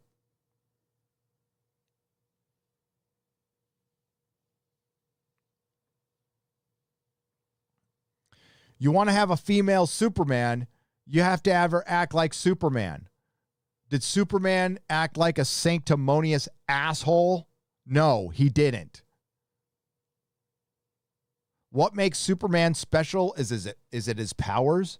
No, it's Clark Kent, despite all of that power, against all odds, is a good person. You know why Hollywood can't write that anymore? Because they don't know what a fucking good person is anymore. They don't know what morals are anymore.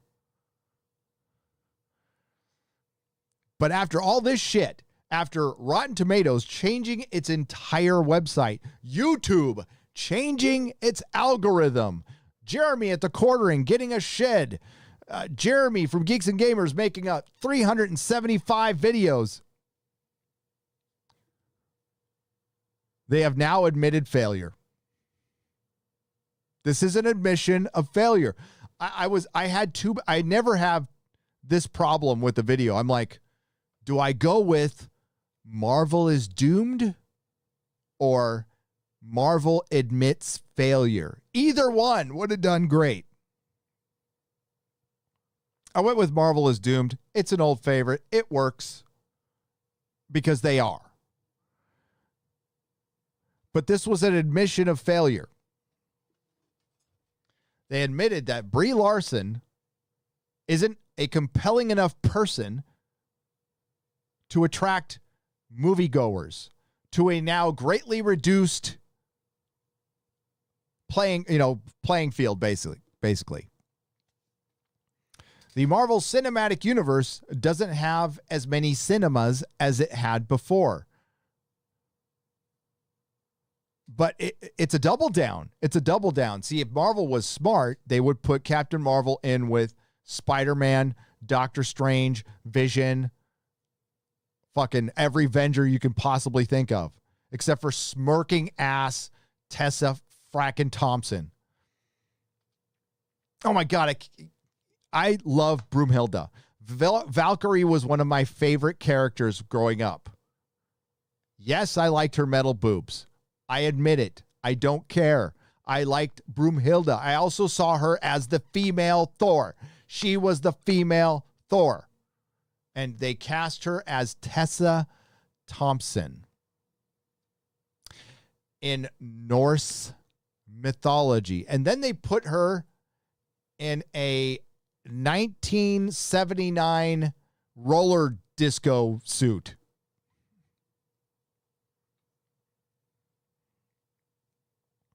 So Brie Larson gets demoted, and then this movie turns into wokety wokeville, to which I say, excellent. I want a Brie shed. This movie's going to suck.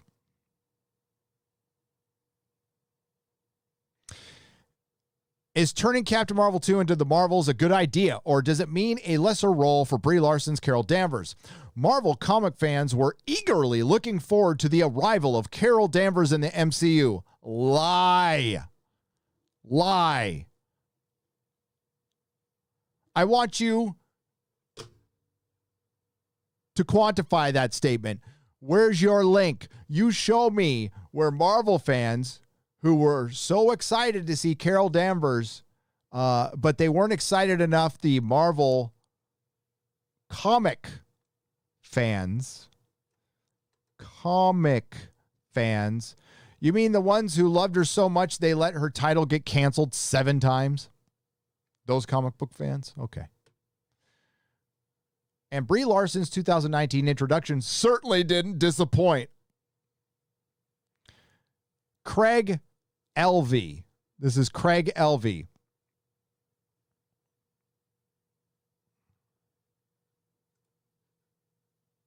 Honestly, do you go to Screen Rant anymore? I don't go to any of these sites anymore. I used to go to them all the time. Yeah, I just don't, and this is why. What was here?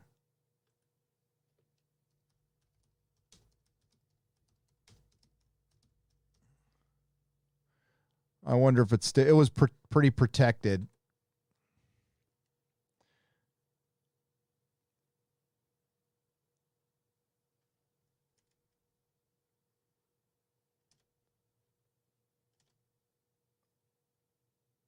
Can you guys see it?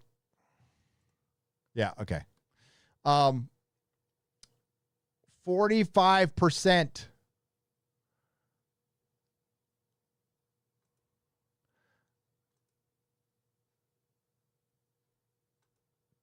Yeah, this is such bullshit.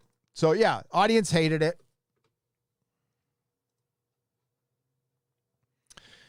It was put into the most anticipated sequels of all time, most protected film of all time. And the worst part about it is it takes a title from something fucking good that they could have adapted. Called Marvels.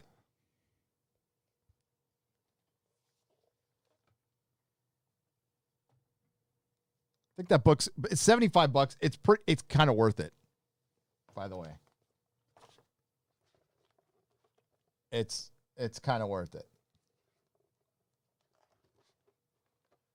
Yeah.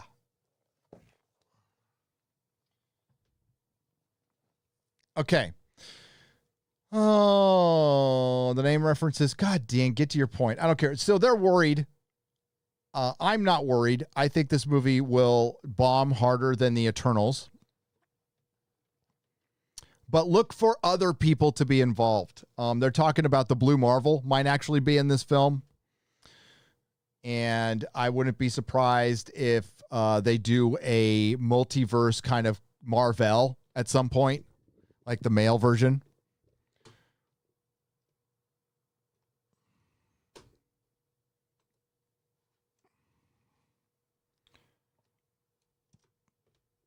Got a lot out of the super chat, Nerdy Girls. Gonzalo Bergali for 75 Uruguayan pesos. Kevin Feige, Venom is one from Spider-Man 3. Never forget. Yeah. Oh, yeah. Kevin Feige worked on Spider-Man 3. He was a producer for Spider-Man 3. Absolutely. Kevin Feige, but that was under Avia Red. Avia Red, who's, I don't know, man. Avia Red gets a lot of shit, but Avia Red did a lot of great things, including produce Spider-Man 2, Spider-Man 1, X-Men 1, X-Men 2, Spider-Man cartoons, X-Men the animated series, Spider-Man the animated series. Guy's done good shit. Gary, any luck finding anyone for the record collection? Seeing Callie just pass scan able bracelets for jabs. Oh, shit. No. Inject some common sense for $5. No, I haven't. I'll put the word out. It's going to have to be somebody with lots of money. Lots of money. I'd be open to it, but I need to focus on comic collections. By the way, yeah, I guess I can put the word out there. I am looking for bronze, silver age stuff for the shop. So if you're interested in selling your collection, definitely hit me up, Gary@nerdrotic.com. And if we can't make a deal, then I can help you, maximize your dollar.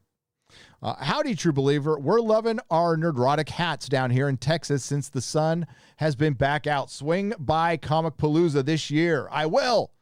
Dick Mustang for $10. I most definitely will. Enjoy the hats, by the way. We have hoodies too. I will, damn it.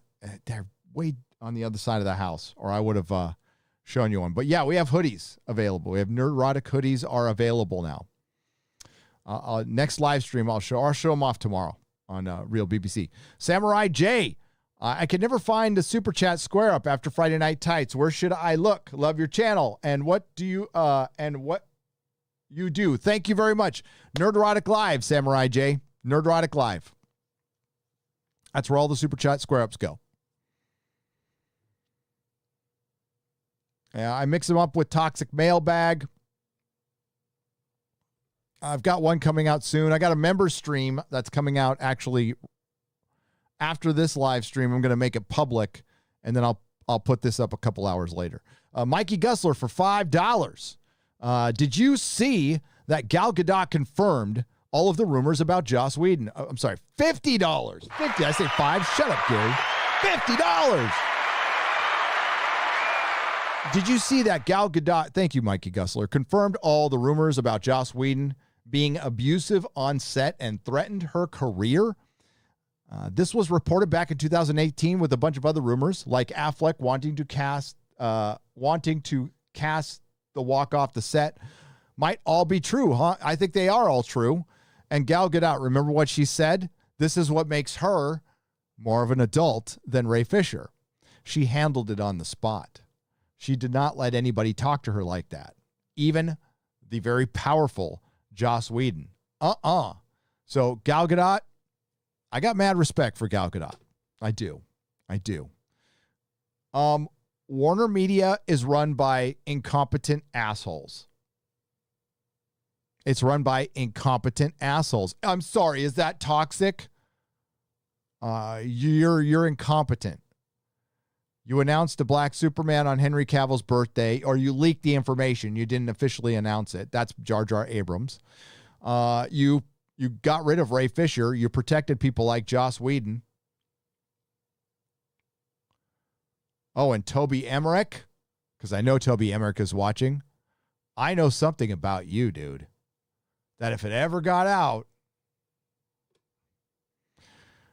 Jessica Lube for $10 Australian. I love Gina. She was the first strong female character that wasn't thrown in our faces. I'm tired of politics and wokeness being in movies. TV. Love watching your videos, live streams. Jessica, thank you. I appreciate it. Australian $10, by the way. Jessica Lube. Lub. Sorry if I mispronounced your last name. Thank you. I appreciate it. I am tired of it being thrown in our faces, and Gina Carano was everything that Disney said they were about, and they succeeded in doing it. She was immensely popular on both sides of the aisle, whatever the fuck that means, with 99% of the fandom. They actually had a popular female character, and shit, they put in another one too. Bo-Katan's popular. Not going to deny, and Katie Sackhoff did a good job. Ahsoka, she's really popular. And Rosario Dawson, people like, I love Rosario Dawson. She's hot. Ahsoka doesn't do much for me, but I like Katie Sackhoff because of Battlestar Galactica, and Gina was the best. They had it all, and they fucked it up. Because that is Kathleen Kennedy's modus operandi. Hail, were you ever a fan of Sergio Aragone's Gru the Wanderer? Yes, I was, Von Max. Would it make a decent cartoon series under the right people? Yes, it would. And Sergio Aragones is a cool dude, by the way. Push-ups 2345 for $5. Would you be interested in hiring a certified librarian, archivist, records manager to work in your store in Texas? Pay me whatever. I need the experience. Yeah, I'd be open to it. Yes, I'm going to need help. Lots of help. especially with the, inventory, bagging and boarding, putting the comics away, freeing me up to do other stuff. For sure. Bro Duke, thank you again for the $4.99. Roger H, KF, Super Nate.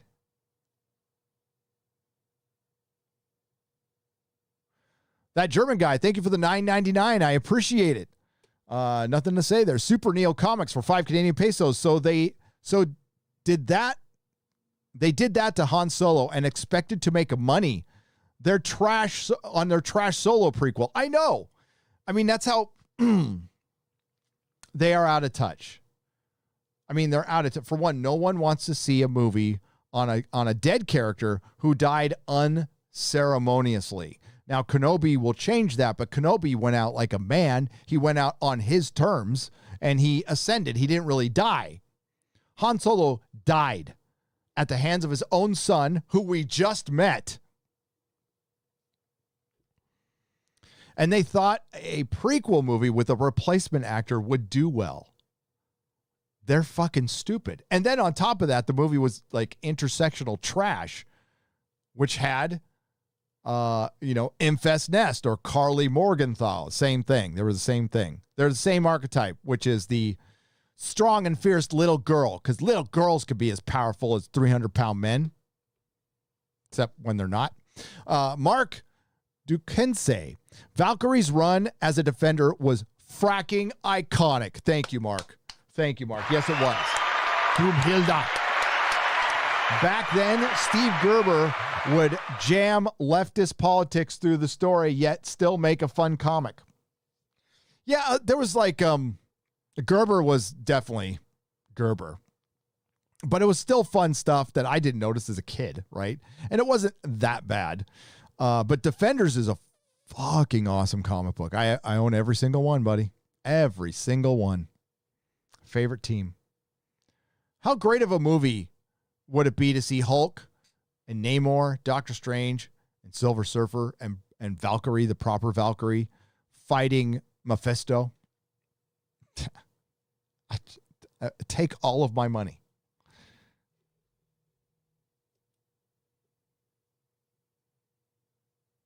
Dan C., welcome to the Jaloja level on the membership. Thank you.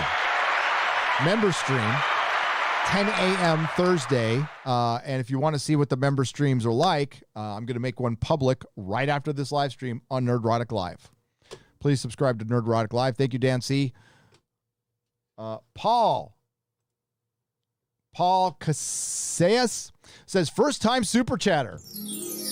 I'll be gentle. I'll be gentle. Just wanted to say I love and appreciate what you do. Why, thank you. I appreciate you guys. You guys keep me sane. Hollywood had more. Wish Hollywood had more people like you. Hollywood didn't like me very much. I wish Hollywood had more people like you. I wish Hollywood had more people like Gina Carano. Or even, if they had more people like Robert Meyer Burnett. I don't agree with him on everything. But creatively, the guy knows what's up. And he likes women with boobs. Hail chat, hail mod, hail Perry, hail X-Ray Girl, and hail Gary. Thoughts on Sam Keith's The Max? Love it. Own every copy. I love the cartoon on MTV.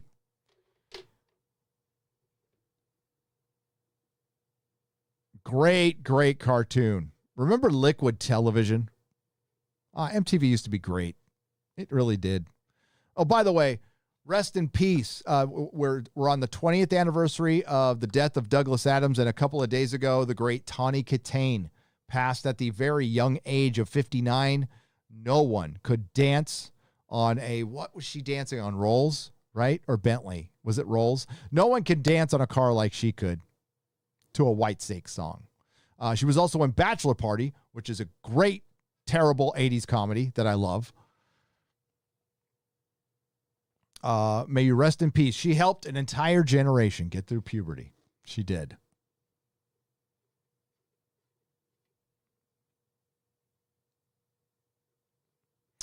She did.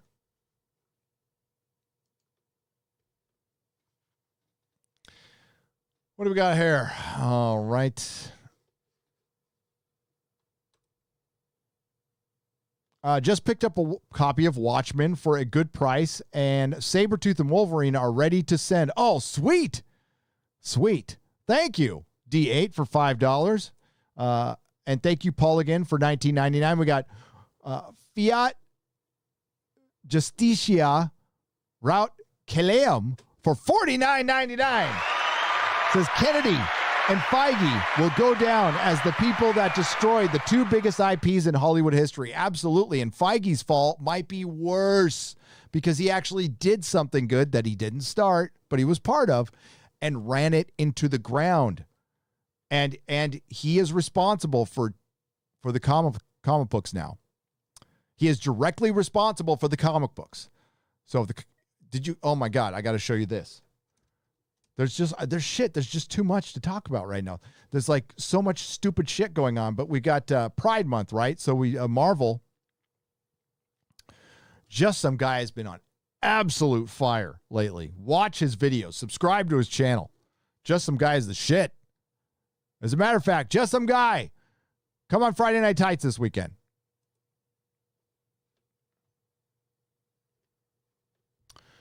Let's see.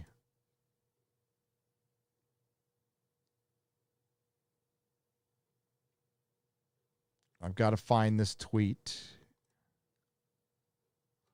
I responded to it last night. There it is. There it is.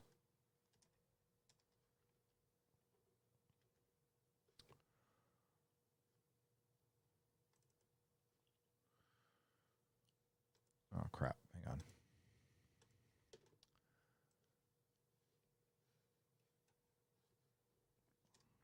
Give me a mo. Self-produced. Self-produced.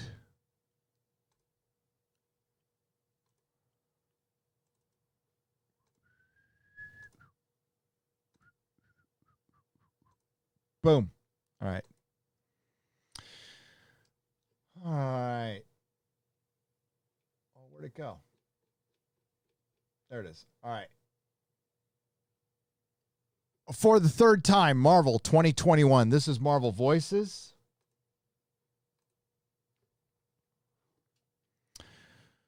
This is a Marvel cover.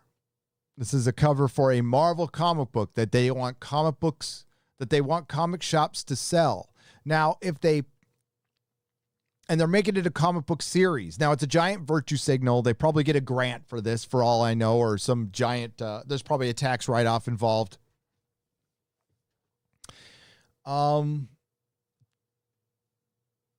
Does that look like Marvel characters to you? So we have Iceman, Hercules.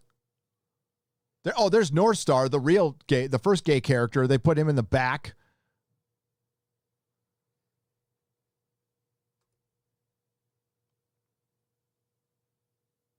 This is Marvel.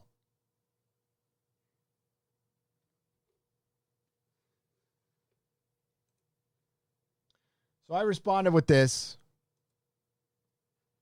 This is a Michael Golden poster. I was available at the back of every comic book for like a year. You saw this poster, I think, if you mailed away. I never bought one. I always wanted one. I'm going to try to find one on eBay, but I never got one. But Michael Golden, for a period of time, was the best comic artist like ever. He did the brilliant Avengers Annual number 10, one of the best comic books ever written, period. And the art is fucking brilliant. Like, just absolutely a masterpiece of art. So this is Michael Golden. I mean, there's just like a fluidity to what he does. Like, everything feels like it's motion. Like, I know people love Jim Lee. Jim Lee's a great artist, but Jim Lee looks like he draws statues. I have an action figure, which I cannot reach right now, but that shows you how disproportionate his art is. I have a Superman, Hush. Or was it Hush? I think it was Hush. Superman, Hush. It was Metacom. And 1/6 scale action figure, which is done perfectly to Jim Lee proportions. I'll show it tomorrow, and you'll see what I'm talking about. And like, listen, no disrespect to Jim Lee. He's a great artist. He's better than I will ever be. But this is the shit to me. This is the shit. I'm pointing the wrong way, but like I'm actually looking at the picture over there. And then, of course, there's Perez.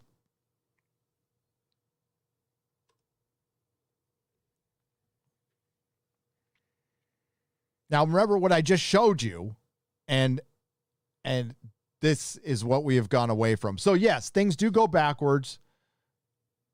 Things denigrate.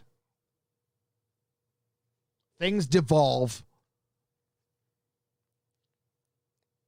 They're way more concerned about their two-dimensional fictional characters tonguing each other, or where their packages go, which they don't even show, and not concerned with being dynamic and good storytellers. Look at that, man. Look at that. George Perez is psychotic. Look at how fucking good that is. Rest in peace, Marvel. And that's what I said on my tweet. Marvel died in 2009, folks. I knew it when it happened. I fucking knew it. I'm like, I was in a little bit of shock because no one saw it coming. No one saw it coming. I called all the comic shop owners like, did you fucking Disney bought Marvel? And all of us collectively said, fuck. Because we saw what Warner Brothers did with DC. Now, DC was a better run company for a long time until very recently, like in the last couple of years. It was just a better company than Marvel. Marvel's always been dick. So we were kind of like, ooh, maybe Marvel will be nicer to work with. No, they became worse. Worse. And I am a lifelong Marvel guy.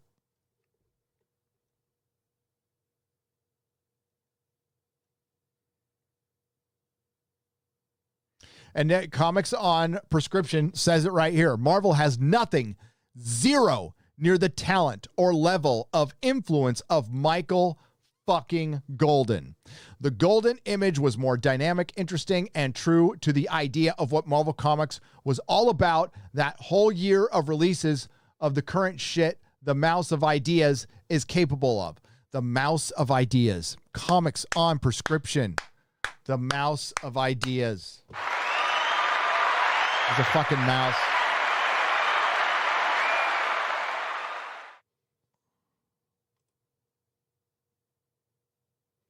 Where did the chat go?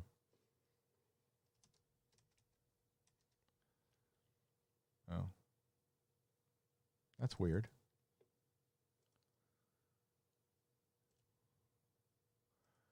There you go.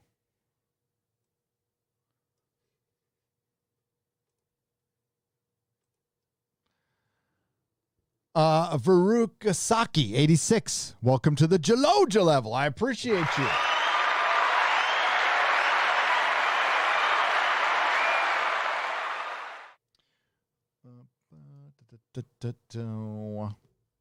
Man, it's been a while since I've done a nooner. I mean, live stream. I have to be specific.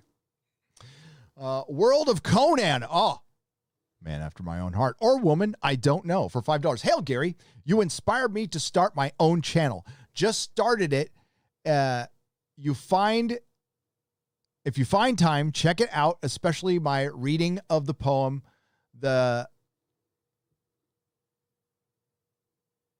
Samaria. Oh, sorry. It's hard to explain. They split up words on freaking Streamlabs. Thank you for the Streamlabs donation. So the Samira by Howard, with music by Robert E. Howard with music. Hope you like the Sumerian poem with my music and get transported to the age undreamed of. Oh, I would definitely check it out. Hell yes. Hell yes. I cracked open my Savage Sword last night. Did a little, checking out Conan. We were talking, with the whole Red Sonja thing. Game over Sith. The Offenders pretend game. Oh, that's good. I like that. The Offenders pretend game. Anakin for $3. Hey, Gary, I enjoy your videos. I don't agree with everything. That's fine. I don't mind, especially politics. But man, your videos are funny, relevant, and your love for entertainment shines through, sending lots of love. Why, thank you, Anakin. I appreciate that. You don't have to agree with me on everything. I don't agree with my wife on everything. But what I try to do is it's like I my politics, I don't really talk about them much. Leave me alone, I'll leave you alone. That's my politics. Keep the government out of my life. I'll do my own thing, and we good. I'm also into free speech and free expression. I think you do you. You want to be you want to transition? Fucking rock on. You have my full support as long as it makes you happy. That's all. As long as you're happy and you're not hurting anybody, I'm cool. But I try to tell you why I don't like something and where I think they went wrong. And most of the time, I would love to just review even just a bad movie because it was bad. Bad dialogue, bad characterization. But so many things are being derailed because of the political message that they're trying to, just force down our throat and force into a plot where it doesn't belong. Falcon and Winter Soldier should have been fucking great. And it could have been great. You had the cast for it. But the writer just did not have the talent. The writer, just like WandaVision, took on concepts that were beyond their talent level. And it ended up derailing it. Joseph Finley, what do I think of Jupiter's Legacy on Netflix for $9.99? I think so far it's pretty good. It's pretty good. It's not blowing me away, but I'm only 4 episodes and like 10 minutes into the 5th episode. I'm going to be finished by tomorrow. I'll be finished by tomorrow, but I am enjoying it for what it is, I'll talk about it when I do. I'm probably going to do a video review on it at this point. Would love to see you interview Paul Jenkins, Gary. Can I connect you if you need to, PJ? I'd love to talk to Paul Jenkins. Paul Jenkins is a shit. Paul Jenkins wrote fucking the best Inhuman story outside of what Kirby did. Paul Jenkins wrote some great Spider-Man. Thanks. Thank you, PJ. Hey, check out PJ's Orville Nation. PJ's a good guy. Masked Nerder. No, I'm just doing them out of order. I'll try to get it. But they're not necessarily coming in order on this thing. So if I go up here, maybe.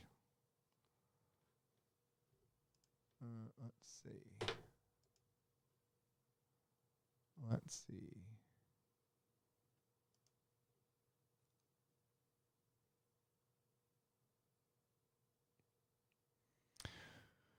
What's up, George Peter Gatus? I'll get to you in just a second. There it is, Masked Nerder for $2. DC should make a AR film on the Section 8 comics.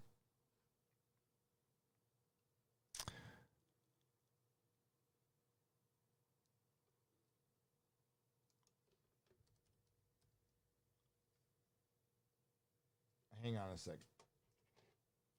An AR film? An AR film? I'm not understanding what that is. You want to, tell me what that is in the chat.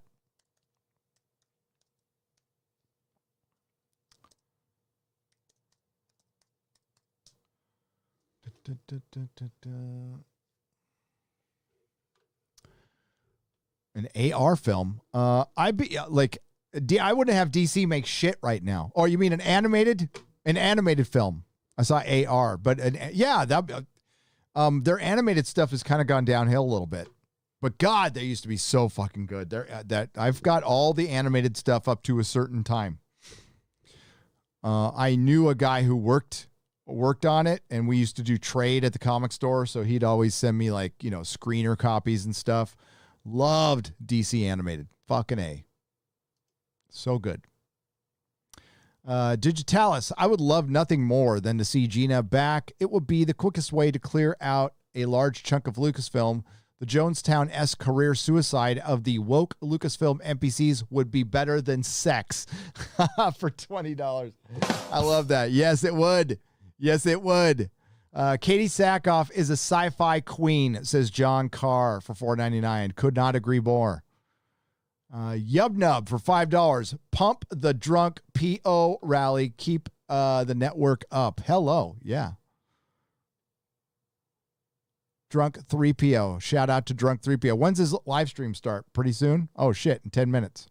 I don't want to step on him. Chris Webb. Hey, Gary, are you going to rock the cowboy hat in one of your shows when you settle down in the Lone Star State? Chris Webb. Maybe I might wear one of those like psychobilly cowboy hats. I'm into the psychobilly music quite a bit. Reverend Heart and Heat is one of my favorite all-time bands. Bio 1656 for $5. I think Charlize Theron would have made a better Captain Marvel. Do you think Brie Larson could play Princess Leia? No, on the last one. I think Charlize Theron, she'd be better than Brie. Absolutely. But she's a little stoic and stiff too. If she played it with bubbly personality, see, they can't do that now though. See, because of the penis envy, they gotta act like men and be dicks because that's somehow strength instead of being, I don't know, fun. Which Carol Danvers, kind of was. She was like a Farrah Fawcett archetype. Kennedy and Feige will go down as the people that destroy. I read that one already. Thank you again, though. Bio 1656, Orville Nation. You are much appreciated voice for the fandom, Gary. Thank you, PJ from Orville Nation for $5. Mark DeQuence for Valkyrie's run as a defender. I read that one already, and I read that one already. And I saw George Peter Gatis for 5 Canadian pesos. Keep rocking. Hey, I got your package. By the way, I got the package in, and I will show it off on the next Super Chat Square Up's going to have Toxic Mailbag. By the way, before I go, I got to show you what I got from Andy Masterson. I've got to show you what I got. I mean, it's fucking proper cool. But George, I saw what you sent. Thank you very much. It's brilliant. So I will show that off. Keep rocking. How did you get a chance to look at the big comic and the spaceship? Yes, I did. Would love for you to talk. Would love to talk about it with you. I'm going to show it off on my Toxic Mailbag, and I will ping you if you want me to shout anything particular out, like an Indiegogo, like send me a link or something. I'd be down with that. Also, Kai MFS, I got your package as well, Kai.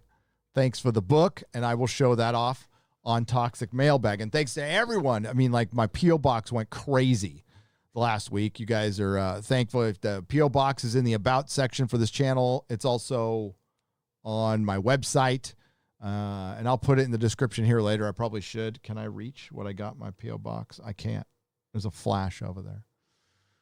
Thank you, George, and good job on the book, man. George is creating a comic book. He 3D printed a spaceship. It's fucking awesome. Eric Winberg for $2. Nerdrotic, it's Monday. Is it really you? Yes, it's me. I'm back on Monday. I'm back. And I will be back next Monday, too. The golden piece is comic book fine art, says Antoine Dennison for $2. It is. It is absolutely a masterpiece. It's part of my childhood. I own every Michael Golden comic book. Like, everything he's done, I own it. I am such a huge fan, and I met him. He did a sketch for me. Freaking love that guy. His art style, he doesn't have it like he had back in the day. He's a little looser now, but there was a time like he was better than Frank Miller. He was better than John Byrne. Guy was, he's like a fantasy. That's what he's best at, drawing fantasy. Joseph Finley for $9.99. What did you think about? Oh, I read that one. What did I think about Jupiter's Legacy? I'm liking it so far. Ratings and downvotes across the board prove that they are losing. They don't seem to care and carry on. They must be getting money from somewhere, says Dan C. for £5. Well, yes, they're getting Disney and all the corporations have been getting by on our dime. The U.S. government has been printing a bunch of fucking fake money, and inflation is just around the corner. It's unavoidable. It was going to happen anyway, but now it's going to happen at an astronomical level. I am not allowed to say what I want to say on this live stream because I think there's regulations on talking about stocks and stuff, even if you're not a professional, which I am not. I personally do not. The only stock I own was accidental, and it was Tesla. And I still own it. But I would keep that in mind. Now, if you don't have a bunch of stock, our dollar isn't going to go. Oh, by the way, the pipeline was shut down today. Cyber attack shut down an oil pipeline, which is going to make gas skyrocket on the East Coast. So I'm sorry about that. I am sorry about that. Stay homeless and watch a live stream. I don't drive much of anywhere. My gym is down the block. And like the first time friends visited here was a month ago with some old friends from when I was growing up. And then Jay and Ryan came by, which was cool. Good to see those guys. Nicholas Horton for 10 pounds. Hail, Gary. Not agreeing on everything is what makes us all true fans and geeks of pop culture. And the MCU version of Taskmaster is not him. It's more like skinny he, she in Kevlar. It's got to be a girl, right, Nicholas? It's got to be a girl. That's so Disney MO. And that costume is shit. The Taskmaster is a great look. It's a great look. And they're wasting the Taskmaster on Black Widow. Dad Man Walking, 55 for $5. Long time no chat. Oh, man, it hasn't been that long. Thanks, buddy. Is Firefly really as good as I hear? Mrs. Dead Man Walking picked it up, physical copy. Yes, absolutely. Joss Whedon's a prick. But he is very good at characterization, at dialogue, at building up a compelling story based on the characters, giving a shit about them. And you got to separate the art from the artist. The guy's, he's not a good dude, but he's a good writer. But a lot of writers aren't good dudes. You know what? I don't need everybody to be an angel. Here's what when I see celebrities attacking a voting block, you're attacking your paying customers, right? Now, you can say, I disagree with your policy, blah, blah, blah, or attack a president all you want. That, you know what? Like, I know when people started whinging about the Orange Man all the time, I just ignored it. It got annoying. It got unbelievably annoying, and it did ruin Hollywood. Absolutely. But it's when they started attacking Orange Man supporters. That's where that's when you're going after fans. That's when you're going after the audience. That's when you're going after people like my mom and my sister and your mom and your sister. Eternals shouldn't be wearing t-shirts and jeans ever. Movie looks like another Inhumans. Huge warning signs. Big Viz 497 for $5. Did you see the Celestials? Oh. Remember how they looked in Guardians? Like how fucking badass they looked. You know what? Whether you like Thor Ragnarok or not, the Kirby look in it was great. That was great. And they just ditched all that for Chloe Zhao. You want to know why they hired Chloe Zhao? Because DC hired Ava DuVernay or DuVernay or whatever her name is. They announced Chloe Zhao almost a month to the day after Ava DuVernay was hired for New Gods. AT&T had the good mind to cancel that movie. Marvel went ahead with it. And what did we get? Did we get a love letter to Kirby? No. We got this muted, dirty, brown, blood, mustard-colored shit that we saw at the end of Endgame in the trailer. No fucking color palette. This is Kirby Crackle. This is 4-color Kirby.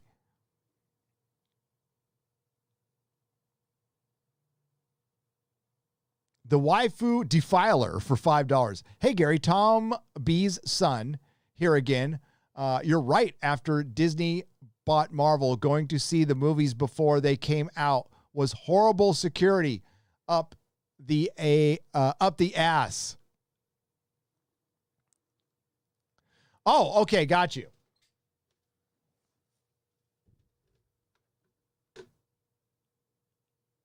Marvel fucking destroyed comics. And we did an emergency. I used to call them emergency podcasts when I owned the comic shop. We did one when Star Wars was purchased. We did one when Marvel was purchased. And it was my entire staff. I'll find the podcast. I keep promising this. I know where it is. And I'll post it on my website. It's echoey. It sounds like shit. But you can hear real comic book employees talking about like what we thought the deal was going to be. This was in 2009. And we were right. To a man and woman in that podcast, we all said, oh, the movies are going to be great and the comics are going to suffer. And they did. Wokeness is the language of the authoritarians. People in power use racism to justify their current and future power and horrible racist behavior. It's why CIA made 12 woke ads. Yep, Brendan Lucas, you're right. The CIA is woke. And it kind of always has been. It hires fucknuts like Tom King.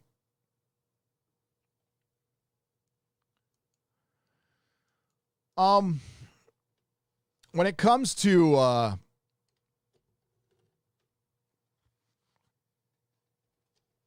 saw the thing with J. Scott Campbell go down. By the way, I saw people left. I hope you're going to watch Drunk 3PO because we're going to wrap up in just a second here. I got to read some more. I got to read some donations and we out. If I miss something, of course, it'll go on the Super Chat Square Up. I will try to scan and get as much as I can though before we go. So, J. Scott Campbell thing. He somebody on Tumblr or whatever fixed his art for Amazing Spider-Man 601, reducing Mary Jane's breasts. J. Scott Campbell admittedly should have let this go. That's where I would quickly. But he fixed his art. He fixed that person fixing his art. A bunch of people had his back. He thanked Clownfish TV and a couple of other people. Then he got a call at midnight or a talk from his wife saying that you're supporting alt-rights and Yahtzees by supporting Clownfish TV and anybody who defended it. So he puts out a manifesto shitting on the people who defended him. Then we reacted and said, listen, dude, you're painting with a broad brush. You're calling people who are your fans, who are not alt-right, who are not Yahtzees. Guess what? Nazis and commies suck. Fuck them both. We like things like fun, humor, comic books, superheroes, and boobs. But you know what? The people you just capitulated to and bent the knee to, they don't like boobs. They don't like fun. And they don't like you, J. Scott Campbell, and they will fucking cancel your ass. But instead, he bent the knee, pissed a lot of people off. That's your modern day comic professional. He's trying to waffle on it. Dude, you can't waffle on this one, man. You need to learn how to sack up and tell people to fuck off and not care. And the best thing to do is not engage in shit like that. You know, the one thing I don't do, I can't say I've never done it because if it's egregious, I will do it. But when people tweet at me and call, say whatever, Gary's a fucking this, Gary's a that, Gary said this on a live stream, he must be a phobe or an ist. And they try to get me to react to it to boost their ass. You know what I do? I ghost them. Is it out of fear of confrontation? No, not at all. I have no time for that shit. It's a waste of time. It sucks my creativity. It takes away from my channel. Because it's real easy to get mixed into Twitter all fucking day. All fucking day. You can just go down that Twitter minefield and spend it all day. And as a YouTuber, it's terrible. It doesn't help you. It doesn't help. It's good for notifications. It's good to contact people you actually want to talk with. By all means, tweet out what you think. But I'm not going to sit there, go through my feed and go, oh, this person insulted me. I'm going to retweet them and boost them for the day. Why would I fucking do that? Last summer, during the rioting, I put up probably the closest thing to a controversial tweet that I've ever done since 2008 when I was pretty bad on Twitter.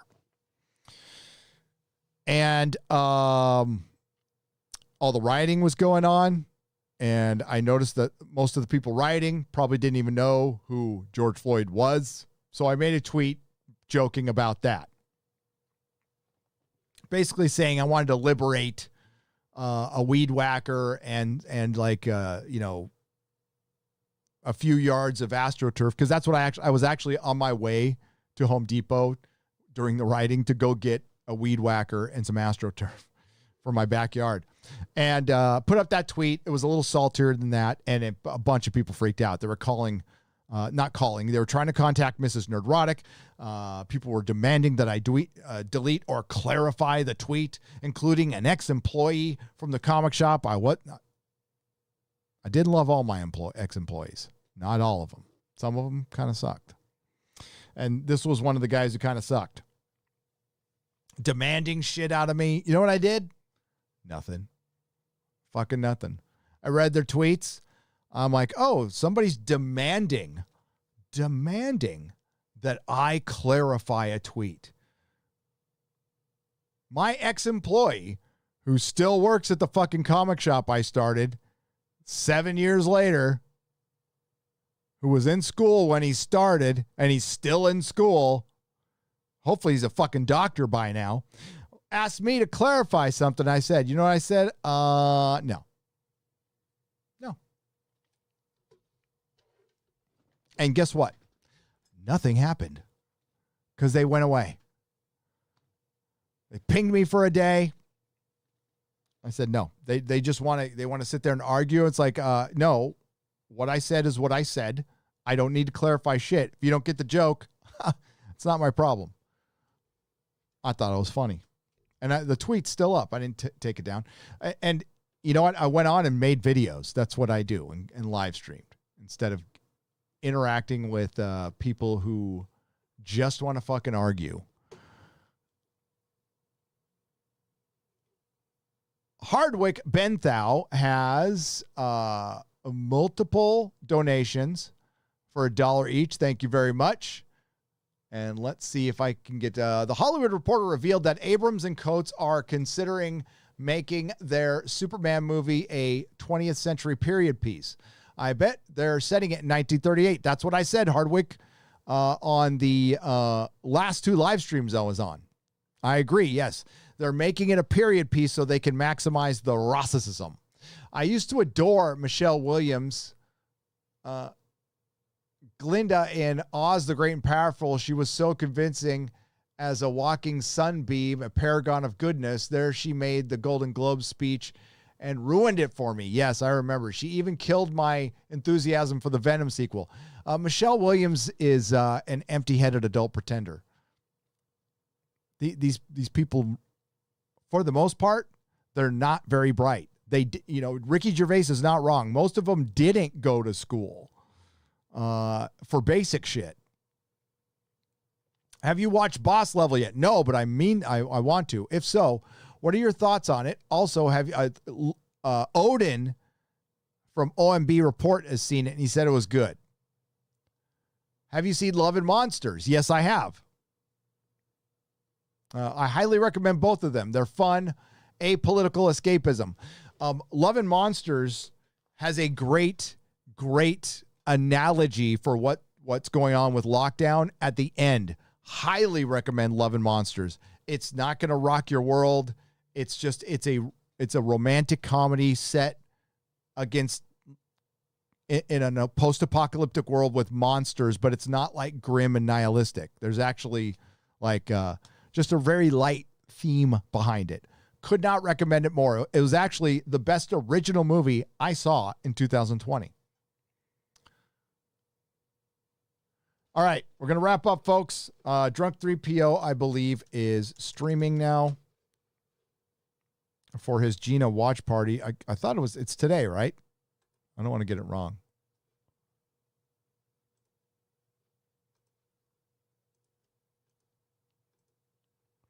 Yep, he's going.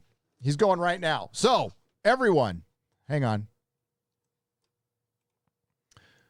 I want you to rate him. I want you to raid my boy. We're going to wrap things up. Here is Drunk 3POs. Here's the link to his live stream. Please go over there and support Gina Carano. Any super chat or donation I missed will be made up in the super chat square up. I'm just going to do a quick run through.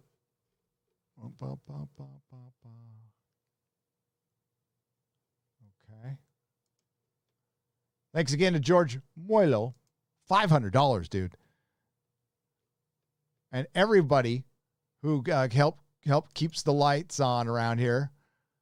When did they turn Hercules gay? Asked Daniel Nolan. Daniel, buddy, former customer, a friend of mine who lives in San Francisco. Hail, Daniel. What's up? They turned him gay a year ago, I think. Yeah. Fuck Marvel, dude. Daniel, answer in the chat. How's the Outpost looking these days, man? Does it miss me? Thanks, everyone who donated. Again, you helped keep the lights on. Again, if I missed a Super Chat or donation to X-Ray Girl, we'll find it, and it will be read on the Super Chat Square Up. This will be on Nerdrotic Live in a couple of hours. I am going to make public my latest member stream, but please go over to Drunk 3PO's channel right now. Say Nerdrotic sent you. Go support Gina Carano. Raid Drunk 3PO. There it is. And have a good time over there, everyone. Thank you to the Modrotics. Thank you to the chat. You guys rock. Nerdrotic Nooner returns on Wednesday, tomorrow, 10 a.m. Real BBC. Ciao, everyone. Ciao, ciao. Nerdrotic.com.